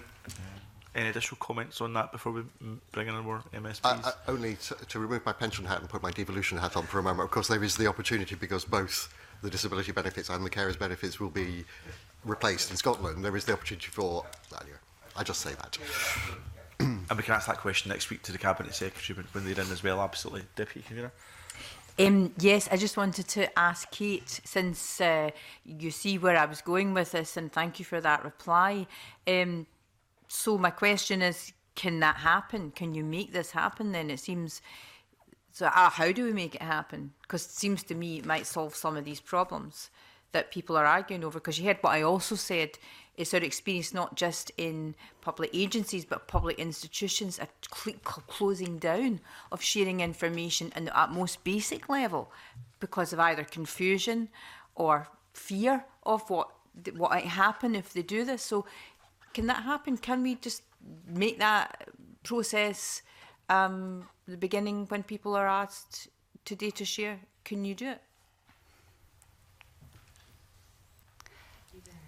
No, I'm just thinking about your question because I think it's a very fair one, and I think the point that sits behind it is also fair, that there is a fear of data sharing.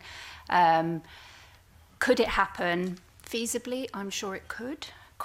How long would it take to do? How complicated would it take to do? I can't sit before you today and promise that. I do think there's quite an interesting question for this committee as well, which I assume is behind some of the questions today about what, given that lots of these benefits are now being devolved into Scotland, what is it that is right for the Scottish Government to do within its power that may be quite separate from what the DWP does or doesn't do?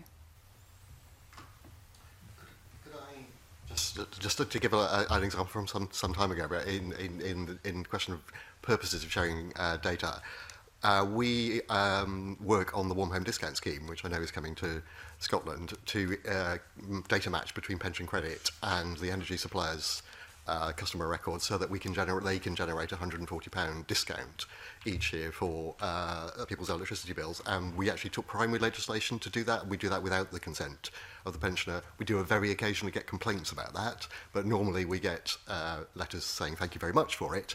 Conversely, there was a pilot that we looked at with Cheshire Fire Brigade some time ago, where Cheshire Fire Brigade were quite interested in knowing the names and addresses of vulnerable elderly people so that they could check they had smoke alarms and fire systems and all that kind of thing. That was more difficult. That's kind of, some people don't want, So we found another alternative, which is where there are kind of clusters of roads where there happen to be large numbers of people who might be those characteristics, but we didn't share customer data. And on that one, we didn't even think about going to ask individuals if they wanted a fire brigade officer to come around and check their smoke alarm for them. It was just considered to be too sensitive. So I think automating between the benefit systems is one thing. There are gradations as you move out about the sensitivity of the data. Thank you very much. Alison Johnson. Yeah, thank you. I mean, we're here today discussing a range of issues, but I suppose at the heart of them all is the fact that we want to make sure that everyone receives what they're entitled to, and that's clearly not the case to the extent that we'd all wish. So I'd like to ask specifically about underpayment of disability benefits. And I think we're aware that that £330 million worth of PIP was unclaimed due to claimant error, which just seems massively frustrating and very sad indeed. But I'd just like to understand why that is the case and what the DWP can do to help prevent that. First of all, I should, of course, start by saying, obviously, these benefits are being devolved to the Scottish Government, so in future that will be a matter for the Cabinet Secretary and her officials. In terms of, as the previous people were saying, and we've reiterated here, it's actually very difficult to calculate the non-take-up of benefit where there's a kind of a discretion exercised around whether somebody meets the conditions for it, which in the case of PIP is that they have care and mobility needs. I am not an expert on PIP, and confess that none of us on this panel are, but I would imagine that would be an estimate of people who could have got a higher rate of either the care or the mobility. So they're getting something from PIP, but they could have got a higher rate if they had told the department that there had been a change in their circumstances. It is quite difficult for the department to know when there's a change in somebody's circumstances unless people present that to us. There's some things we could potentially do. I'm just thinking aloud now around we've received a claim for carers allowance from somebody who's receiving personal independence payment. That might trigger us to think that something has changed in the circumstances of the person with the care needs. I'm not sure we do that, and that's kind of the thing that we were thinking about earlier. But with those benefits where we're reliant really on the claimant telling us that there's been a change of circumstances, the best I think we can do is inform people as clearly as possible about the kinds of circumstances in which it might be in their best interests to contact the department and say there's been a change in my circumstances. I'm also, there is also, and this is a kind of media thing as well, which is the feeling that if I contact the department, there's a 50-50 chance I might get less as much as I might get more. So we need to do something about that. It's the more clarity we can give to people about the circumstances in which they could contact us, the better. Yeah, I mean, I think that point is well made. I mean, you will be aware that there are people for whom the system is very complex, and engaging with it can be quite just very difficult. I remember when myself and the deputy convener, Pauline McNeill, were attending a session with universal credit claimants in Musselburgh. It was a year or two ago now, and we were with a young man who had health issues, but he was receiving messages about sanctions on his mobile phone as we sat there, and it was just the complexity of that engagement. So, I think there are some very obvious reasons as to why people might underclaim. So, just keen to understand that as much is being done to make the system simple as needs to be. Now, the Scottish Government has they've published a benefits take-up strategy with respect to some of the payments that will come under the Social Security Scotland Act, and it outlines how they intend to promote take-up of devolved social security. And I'd just like to understand, what the equivalent strategy of the DWP looks like. Shall I go first? Yeah. Yes. So we looked with interest at the strategy that you refer to, and one of the things that struck me, and perhaps there should be no surprises about this, but just is the consistency with some of the points that they're raising with some of the things that are important to us. So talked quite a lot about starting with the user, building around the customer, removing barriers, giving clear information.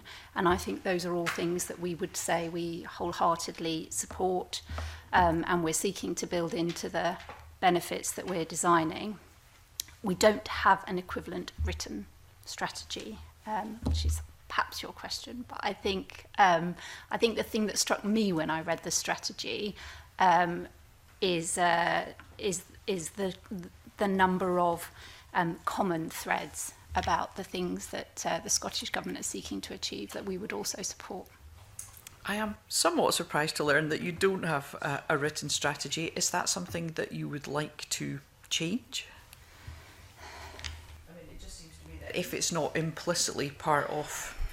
So let me just start with universal credit, because I think it is implicitly part of the design of universal credit, that the benefit has been designed to be simple, to be built around the customer. There may be many different opinions about how successful it has been, and we're clearly seeking to continue to improve it and to learn from the experience as it's rolled out. But it was designed to be simple, to be built around the user, to break down some of the barriers that existed previously in the legacy benefit system with many different complex benefits and thresholds built in, where if somebody worked more than a certain number of hours, they fell off a cliff in terms of the support that was available for them. So when I looked at the strategy, it felt to me extremely coherent with some of the design principles that sit behind UC, which you have been well rehearsed with this committee, I know. No, thank you, Convener. I mean, I think my takeaway, though, given the vast amount of unclaimed benefit, I am surprised that there is not an equivalent written strategy at DWP, but perhaps it's something we can explore further later. Yeah, I think it's certainly something the committee will want to return to. Also, the Scottish Government strategy shouldn't sit in isolation, because of the various tiers of government, from local authority right through to DWP and Social Security Scotland in the middle, that they should be dovetailing in relation to their benefits uptake strategy. So maybe a little bit of concern that there's not a written down strategy being developed by I appreciate the DWP work under instruction from the UK government as to how to do that, but there isn't one that the committee will have to take consideration of that, I suppose. Katie, do you want to come back in? I suppose, if you don't mind, Kavina, this might just be an appropriate moment to say we do work closely with our Scottish Government colleagues. We do have a very good relationship with them. Andrew, I know, meets colleagues regularly, but Derek, you also talk to them. So where there are differences, we do have a mechanism, and there may well be differences of view about different things, and that would be entirely appropriate, but we do have a mechanism to discuss those and resolve those where we can. Apologies for now repeating myself from earlier on. Yesterday we visited Social Security Scotland, and one of the things they were very clear about was the day-to-day high-quality operational relationship that they have with DWP. So again, put that on the record this morning. Mark Griffin. Thanks, Camilla. We're here talking about how to increase benefit uptake, and you've just touched on universal credit. That's fair to say it's a pretty mammoth change in the welfare landscape across the UK, and one of the main policy aims of universal credit was to simplify the 6 legacy benefits to increase uptake. So are you able to set out to the committee how that has changed uptake from the 6 legacy benefits into universal credit? What improvements to uptake has universal credit brought to people? So again, I might start, and then Derek may want to come in and add. So the big benefit is the one you've just referred to, which is bringing the 6 legacy benefits together into one. And so one of the things we saw historically is that some benefits to which people would be entitled were being claimed and other benefits were not. So the idea is with universal credit, we bring it all together in a simple fashion, and then people are in, all of the entitlements come together. And I will ask Derek to comment on this, but I believe the experience to be actually pretty good on the ground on that people are coming in, they're finding it simple, they're getting their payments pretty accurately generally, and they're taking up what they're entitled to. I might just let Derek come in on that point. So we have worked long and hard since the last committee appearance on that, and we did mention where the good progress we're having in getting people paid correctly on full and time. So we have been consistently for the past few months been hitting 95% of people who claim universal credits across everything, are 95% are paid on full on time. So we're justifiably proud of that big improvement we've made. And I think it's also worth putting on the record from Ms Johnston's comment earlier on. 2 years ago, we now are in a different place with sanctions. We don't apply sanctions indiscriminately. It's something that we do with a fair and effective look at it. And actually, as it stands at the moment, in August 2019, there's only 2% of people who are on conditionality were actually sanctioned. So that's a very, very small number. And when we speak to some of our people as well, the NAO benefits sanctions report stated that 53% of ESA claimants looking for work say sanctions are more likely to make them comply with the conditions. But as you can see, we don't now apply them indiscriminately. We never did. We're now tracking that. We put in place a mechanism within all of the UK and specifically Scotland after the last committee that we put in place a management check, and that is done each and every day, so we don't discriminately apply sanctions. Thank you. Sorry if I wasn't clear with my question, but I was meaning specifically what improvements have you seen in uptake going from the legacy benefits to universal credit? So I think that's a difficult one to see. We do know the numbers that's on it, but that type of data is difficult for us to track pre and post. I mean, one of the big policy objectives of universal credit was to increase uptake, so it is surprising that one of the big policy objectives, essentially how universal credit was promoted and sold to the public, is not being tracked. Do you not have any indication, even from the pilot areas in East Lothian or Highlands, as to what the uptake of universal credit is in comparison to the legacy benefits? That's not something I've got with me today, but I'm happily will take that away, convener, and we'll write back to you on that one. Obviously, when we're looking at benefit uptake, as I said, that universal credit has been a huge change in the landscape of social security assistance. So it's a good example to look at for the Scottish Government and other agencies as to whether that's a beneficial way of increasing uptake. So I would really urge you to go back and look at those figures and provide them, if possible, to the committee so that we can include that in our consideration. Yes, I mean, if I could come in on that, I do know that the statisticians in the department who generally provide our figures on benefit uptake are looking very hard at universal credit to make sure that we can accurately measure it and also publish it as we do other statistics. And it was in the paper that the DWP submitted to the committee. At the moment with universal credit, I think we probably have two challenges. One is that until recently it was still being rolled out, and so the landscape is pretty has been quite fluid and mobile as the benefit rolled out across the country. And secondly, that because universal credit obviously includes an element which is for disabled people, you need to know who would be entitled to the disability benefit in order to know whether the people who are entitled actually take it up, which is I appreciate may sound like a complex technical issue, but it is one that they're working on. And as soon as we have robust data and evidence on this, we will publish it.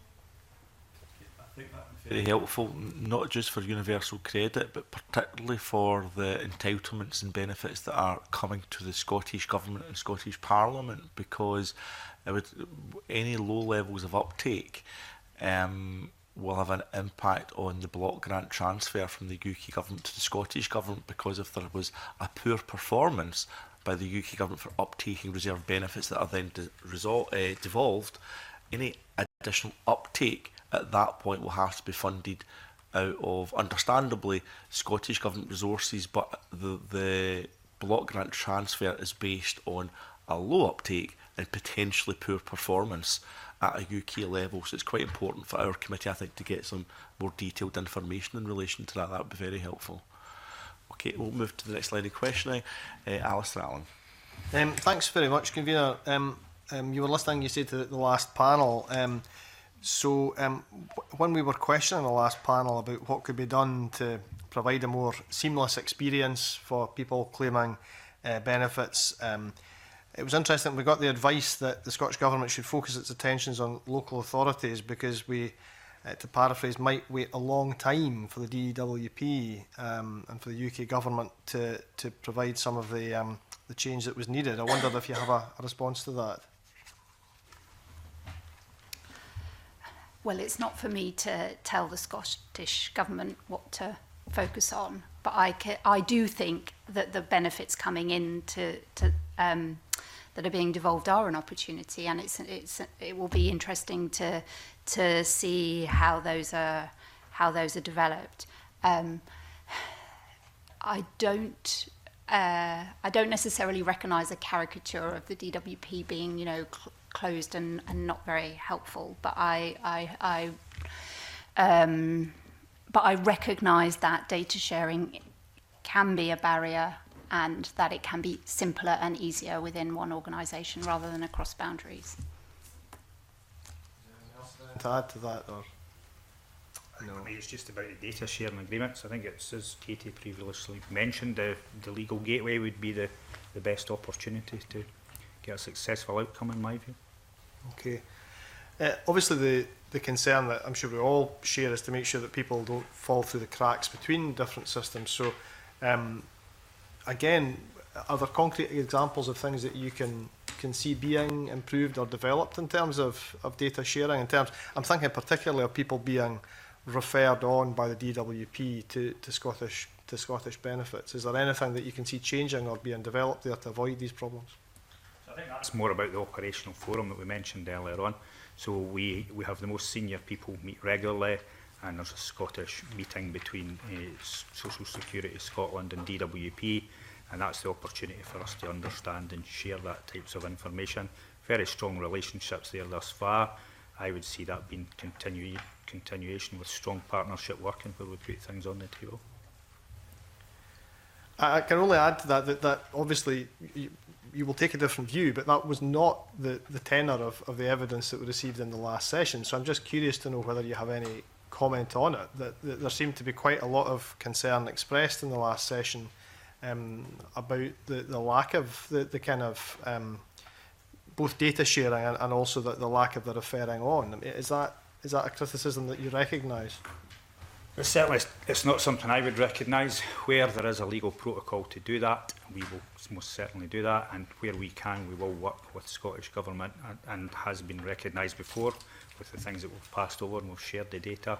So I wouldn't recognise that as being in its entirety as a complete picture. I think these things are complex. Big IT projects, as everyone in this committee knows, really complex, can take a long time. There is no generally single 1 year, 2 year solution for this sort of thing. I think it interested me was if you're going to do this, you have to think about doing it in phases to try and build towards that sort of system. Could I just... Of course you can, yes, sir. Thank you. Yes. Thank you. I just wanted to add something. I mean, the experience we've got with, I'm talking about the Scottish Government benefits now, so Carers Allowance Supplement, which is an interim measure until the carers assistance comes in, that's automated. As you know, there's funeral expense payments, Best Start Grant, which are derived from a universal credit entitlement, and as far as I know, that's functioning well.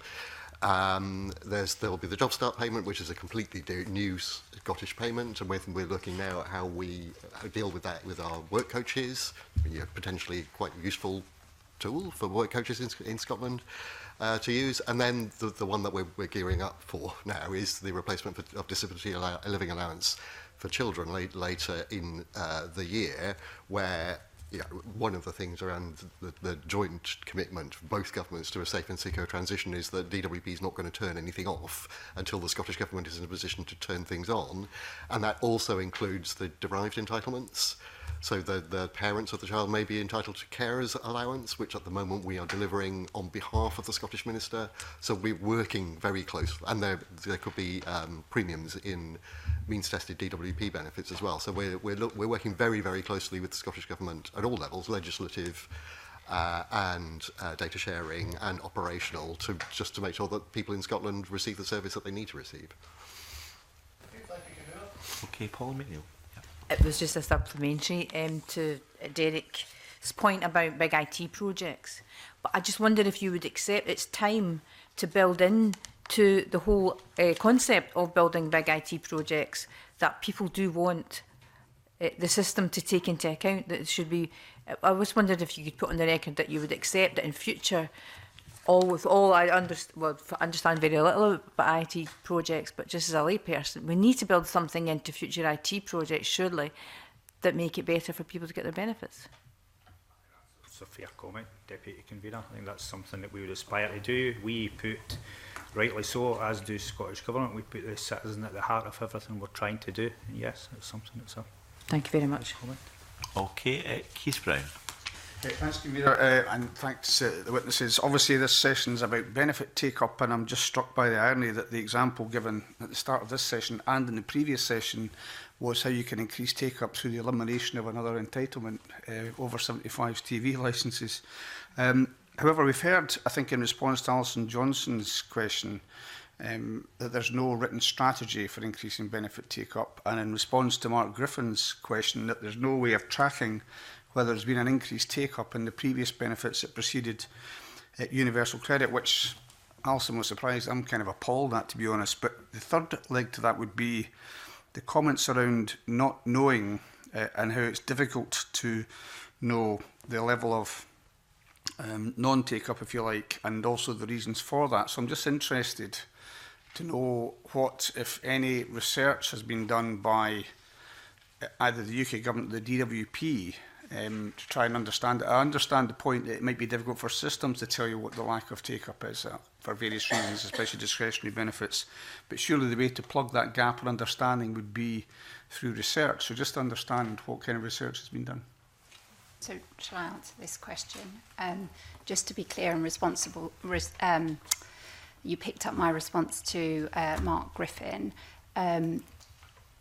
we are not publishing the data yet on take-up on universal credit. We absolutely intend to do so as soon as we can do so in a way that's statistically robust, and that's the work that my colleagues are doing. I have got some research which is not precisely the same as you're talking about, but which I think is quite interesting and which I'd be very happy to share in writing. It's published data from the Universal Credit Full Service Survey that was published back in February 2019. And we looked at the reasons for delaying claims. So not quite the same as not taking up universal credit, but reasons why people delayed their claim to universal credit, which I think is not the same, but there are some useful parallels. So why did you delay making your claim? 28%, I didn't know what to do. 27%, I thought I'd get another job quickly. 21%, I thought I wouldn't qualify. And then 16%, I had a medical condition that prevents me from applying, and 12%, I thought my old benefits would start again, and then 6% lack of support. So actually, there's some quite interesting trends here about whether people understand what they're entitled to, which I know the committee's been interested in, about whether people understand how the system works, but also actually sometimes people put off going to claim because they'd rather see if they can get back into work themselves before they go to claim benefits. So there are some complex issues. I know you've looked at them in some detail in this inquiry, but I'm very happy to share that evidence if that's a helpful input as well.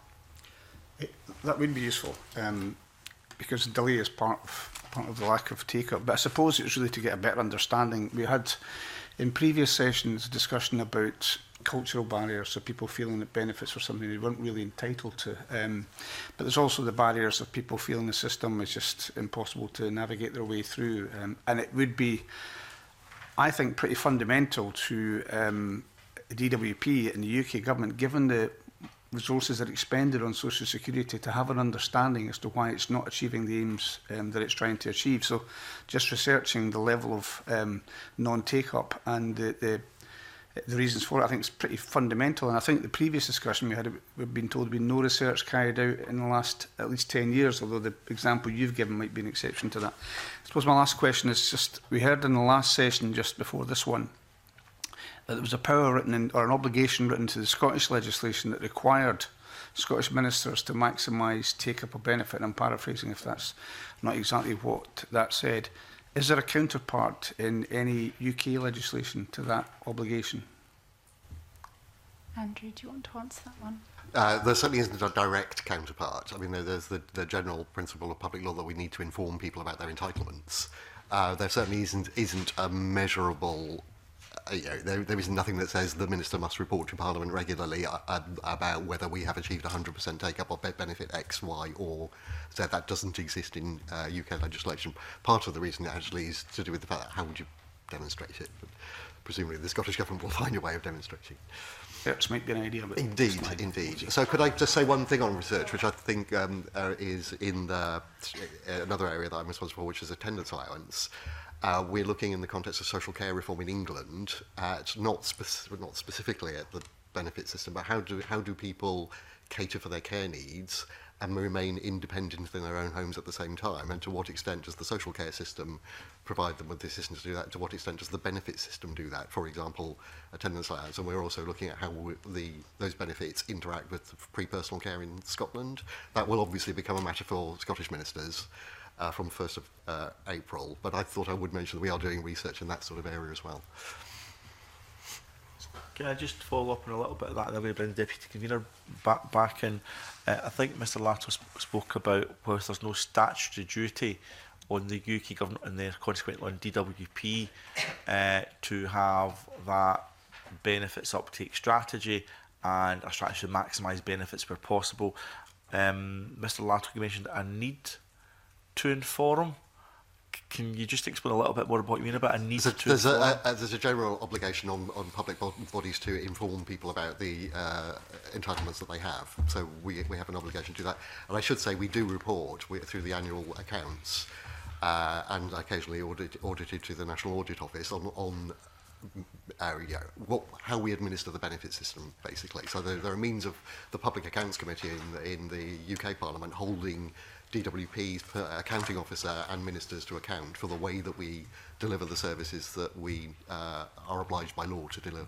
So Mr Latto, would there be data somewhere in relation to what additional income has accrued to individual claimants because a claimant goes in for benefit A and that need or duty to inform kicks in and they come out with benefit B and benefit C as well? So I'd be so simplistic about it, but how can we monitor whether or not that need or duty to inform is actually doing what it's supposed to do?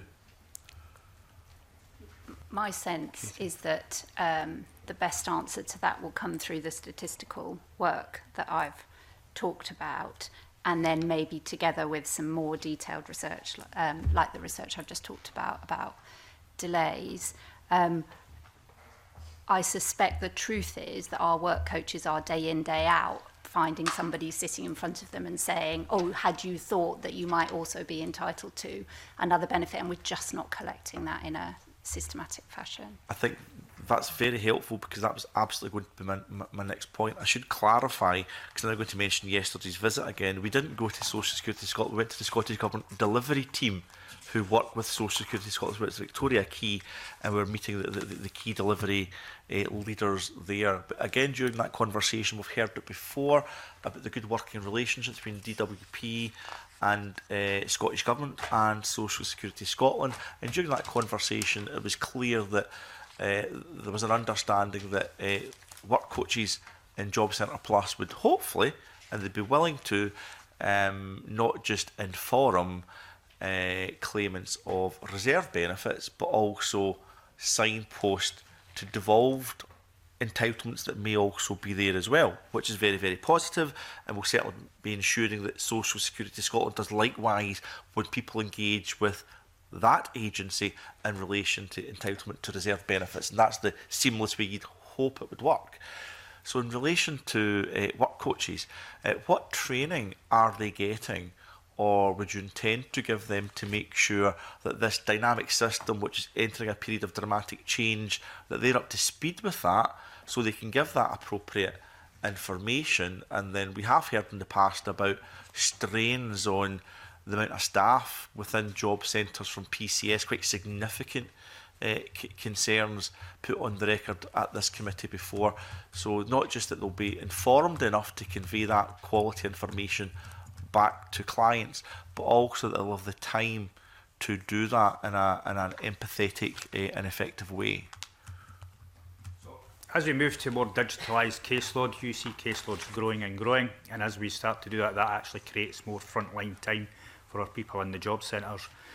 During the last year, I've conducted an individual learning needs analysis across every one of our employees in Scotland, and each person is going to have a personal learning and development plan, and a part of that will be to understand what is the signposting for benefits that people do. We take a significant time out of our business every week on a Wednesday to upskill our people on the front line with this sort of thing every day. So I'm confident that we have got the capacity and the ability to get people signposting in the right manner. Okay, and is that now going to be audited and collected systematically going forward? Because obviously we might want to ask the PCS what they think, because they could say that it's getting more complex, that could be an additional demand on the time of work coaches who are very keen to do it in my experience, but you know, they can only do so much with whatever it is, a 10-minute, 20-minute slot that they have with clients. So how will that be monitored going forward, and how could this committee scrutinise some of that monitoring? So I think that's quite a difficult one to monitor, and it would be very, very costly to put in place something like that. So hence the reason I put in individual learning needs analysis, where I will rerun it again, and from that the frontline coaches will be able to tell us, yes, I'm having difficulty in understanding the new devolved benefits and how that interacts. So that's the tool that we've got in place in Scotland within each of the areas to allow my service leaders to understand what the training needs are across those areas, and we will continue to monitor it via that route. Thank you. Polly McNeill. Thank you very much. Kate, you'd said to the committee that there's a number of reasons for delay, right? So, but one you didn't mention is that one reason that people delay the application for universal credit is that they will lose their child tax payments. And for a lot of people, for a minority of people, they might do better, but most people fear that they'll do worse. Now, I have raised a case in the past where someone who'd been in work for 30 years, but was within the 4-week roll-on period, which you're allowed to be, so you're talking about changing jobs, and the work coach didn't advise them that they were within the 4-week roll-on period, and as a result lost there, and I'm still in dispute, I'll put that on the record, I am still in dispute, because it kind of connects to the point that Derek made. Obviously it's new, still a system, that's understood. But the GWP seem to be absolutely rigid about this. And this is why I think you need to be aware that people are calling it the lobster pot. They're calling it the lobster pot because that's people's experiences. It's the experiences of a lot of us and our constituents, that you make the wrong decision by going to the officer, sign up for universal credit, find out you're not entitled to anything, which was my case, but they wouldn't let her go back, even though she was within the 4-week roll-on period. Now, I will continue to fight this with the DW, but it concerns me that you don't seem to know that this is one of the reasons why people are delaying it, because if you're going to lose out on your child tax credits, for some people they're pretty generous, why would you come forward? And were you aware of that? So that hasn't come through in the research that that I shared. As I said, I'm really happy to share this in writing if it's helpful to the committee. I am aware that there's a human worry about people if they move across to UC that they might be worse off, or that something might change in their circumstances. Yep. And I do know that the work coaches are putting in a lot of time reassuring people where they possibly can that about the benefits that universal credit can bring to them. So I think you raise an important point. I don't know the detail. Have you heard that phrase before, the lobster pot? No. No, it's like a lobster pot because what you mean is you're once you're in, sorry, you're trapped. Probably it's not my phrase, but it's used by a lot of people. It's maybe not the best description, but people feel once they're in it, they just once they're in the system and they didn't want to be in the system, they can't get out it, and it's deliberate policy. Let me just say this, in my opinion, it maybe nothing you can do about it. It's deliberate because actually, if people are going to get less benefit, then I suppose. But I just wanted to make you aware of that. Okay. Did you I want think to just add? to say, in terms of that, yes, we'll always have those isolated cases, and Deputy Convener will certainly pick that up and have a look at it. Our experience is there's many people are actually better off as they come on to it, and we spend a lot of time explaining that as well. But I think there's a big part of this is there's an onus on politicians, media and everyone else in Scotland to take away the toxicity of the brand. We have got some really good success stories within Universal Credit where people have been helped, have been supported. It's an in-work benefit. We have a duty to create work and wealth in Scotland, and that's a part of the process is to do that. So I think there's an incumbence on us all to look at this, or look at the isolated cases for what they are, and we'll be very happy to pick them up with you, Deputy Convener. Thank you. I think that's helpful. We're always keen at this committee to show there's two sides to every story. So we're always keen to demonstrate the good practice where it exists, but we've got an absolute need to scrutinise where there are concerns, and the media pick up on the bits that they pick up on. Just before we close this evidence session, just to check a few things, because obviously we'll have to report on this inquiry relatively soon. A lot of discussion over the evidence sessions in relation to automation. Are you able to give any examples of where DWP has actively pursued automation or is considering pursuing automation going forward, and maybe in relation to where you think there's an opportunity for the better use of passporting? Just to get some of that on the record before we close the evidence session. Is there anything you might want to say about a proactive approach or something that's happened? So DWP completely embraced new technology. We're actually looking at the UC Build programme is about that. and it's about customer service, reducing costs, efficiency, etc. And a lot of work's been done in reducing fraud and error with that sort of automation. We've got a number of different strands where we're looking into that at the moment to say, well, what is the options that we may have going forward where we can automate some of the services, telephony, for example, to reroute, do things differently. We have rerouted telephony in Scotland, which made a magnificent improvement where people weren't ringing and ringing out to really improve how quick we could answer the phones, and we've got the average speedy answer down to a good record now. And we're looking at in the future as well to say, well, is there bot technology that we can do to allow our people to do the people interactions in the more complex, difficult cases?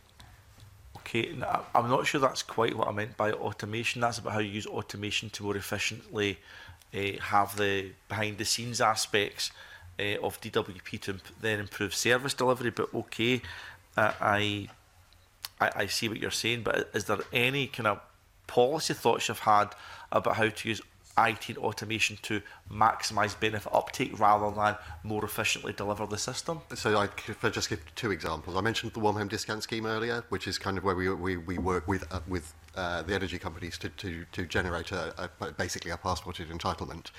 The other one I would mention is cold weather payments, where we automate as between ourselves and the Met Office. You are on a relevant benefit, and the trigger has been triggered in the weather station when we're working with the Scottish Government now on their replacement for cold weather payments. Any other examples you want to put on the record? It was very helpful, the Mr Lato's 2010 pension credit pilot, which I suppose we could frame as a benefit uptake initiative, because it clearly was, with a 9% recurring benefit to that, and we can then decide whether that is value for money or not. But are there any other examples you can give of benefit uptake campaigns that have existed since 2010 and that have been successful since 2010? So the thing we haven't talked about today, which perhaps we should have done, which is a very current example, is the Help to Claim scheme that that's being delivered through Citizens Advice. So here it's Citizens Advice Scotland, and that is to help people, and I'm sure many of you will have seen it in action, but it's to help people claim the money for which they're entitled to. We have also done, I think, quite a lot around information giving. I don't know if any of my colleagues want to add on that. I'm short of time, and if you could perhaps write to us on some of that, because we've looked at Help to Claim in some detail at the committee. We still have a degree of concern in relation to operational protected dates of claim for some claimants who were local authorities certainly were able to just very quickly take basic core details of claimants, and then if additional details came later, they were backdated to day one. We've got anecdotal examples that hasn't always happened. I know Citizens Advice Scotland are very keen to make sure that does happen and are doing their best, but also we're very keen to get data on how successful otherwise Help to Claim has been. My understanding is that data is being fed into DWP for analysis. This committee is very keen to see that data for analysis as quickly as possible, and I've heard significant concerns in relation to the strains that it can put on services, because that's the 6 weeks up until the first universal credit payment. The financial support for Help to Claim is for the Citizens Advice Network, but people who are vulnerable continue to require assistance way beyond that. So some mapping work in relation to what happens after week 6. We can't just walk away from people. So happy that you've put Help to Claim on the record, but the committee's got some enduring slight concerns we'd like to return to and scrutinise. If you want to make any brief comments on that just now, please do. But I'm quite keen for you to write to us on that. Just briefly from my perspective, my understanding is the same as you've just described, Convener, that has been an issue, that first date issue, and that people are working together, and that we think we're now in a much better place. So I have the same understanding as you. I should say, as well as Help to Claim, we continue to offer support for claimants through our job centres. So, for example, we have a free telephone line, and that's available, long beyond the first 6 weeks. Okay, because of time constraints, I better now not talk about communication with parliamentarians and job centres. There's work ongoing in relation to that our committee is interested in, and I know that we'll discuss that in due course. Time is upon us. If there's any additional question, Mr. Brown? It's not really a question, it's been just a request for information. I thought one interesting point was made about the using the Digital Economy Act to look at data sharing. I think that'd be really interesting. I think at the heart of this is about data sharing, and just to say that if it's the case that DWP, Scottish Government, local authorities are looking for a pilot, then I think a very small local authority, perhaps in the central Scotland, would be good. So, or an invitation to come to Cockmanishire at any time that you want to do that, if you want to look into further. But information on where that is would be really quite useful, I think, Convener. Definitely do that after you've been to Maryhill Springburn within the Glasgow part of that local authority. Look, we're keen to have ongoing dialogue and a constructive relationship with the DWP. We won't always agree, we should scrutinise, we should be respectful, but we want to have you as kind of repeat witnesses to the committee so we can keep that dialogue and that constructive dialogue going. So thank you very, very much for the time you've taken here this morning. That concludes agenda item 2. We now move to agenda item 3, which we'll previously take in private, so we now move into private session. Thank you very much.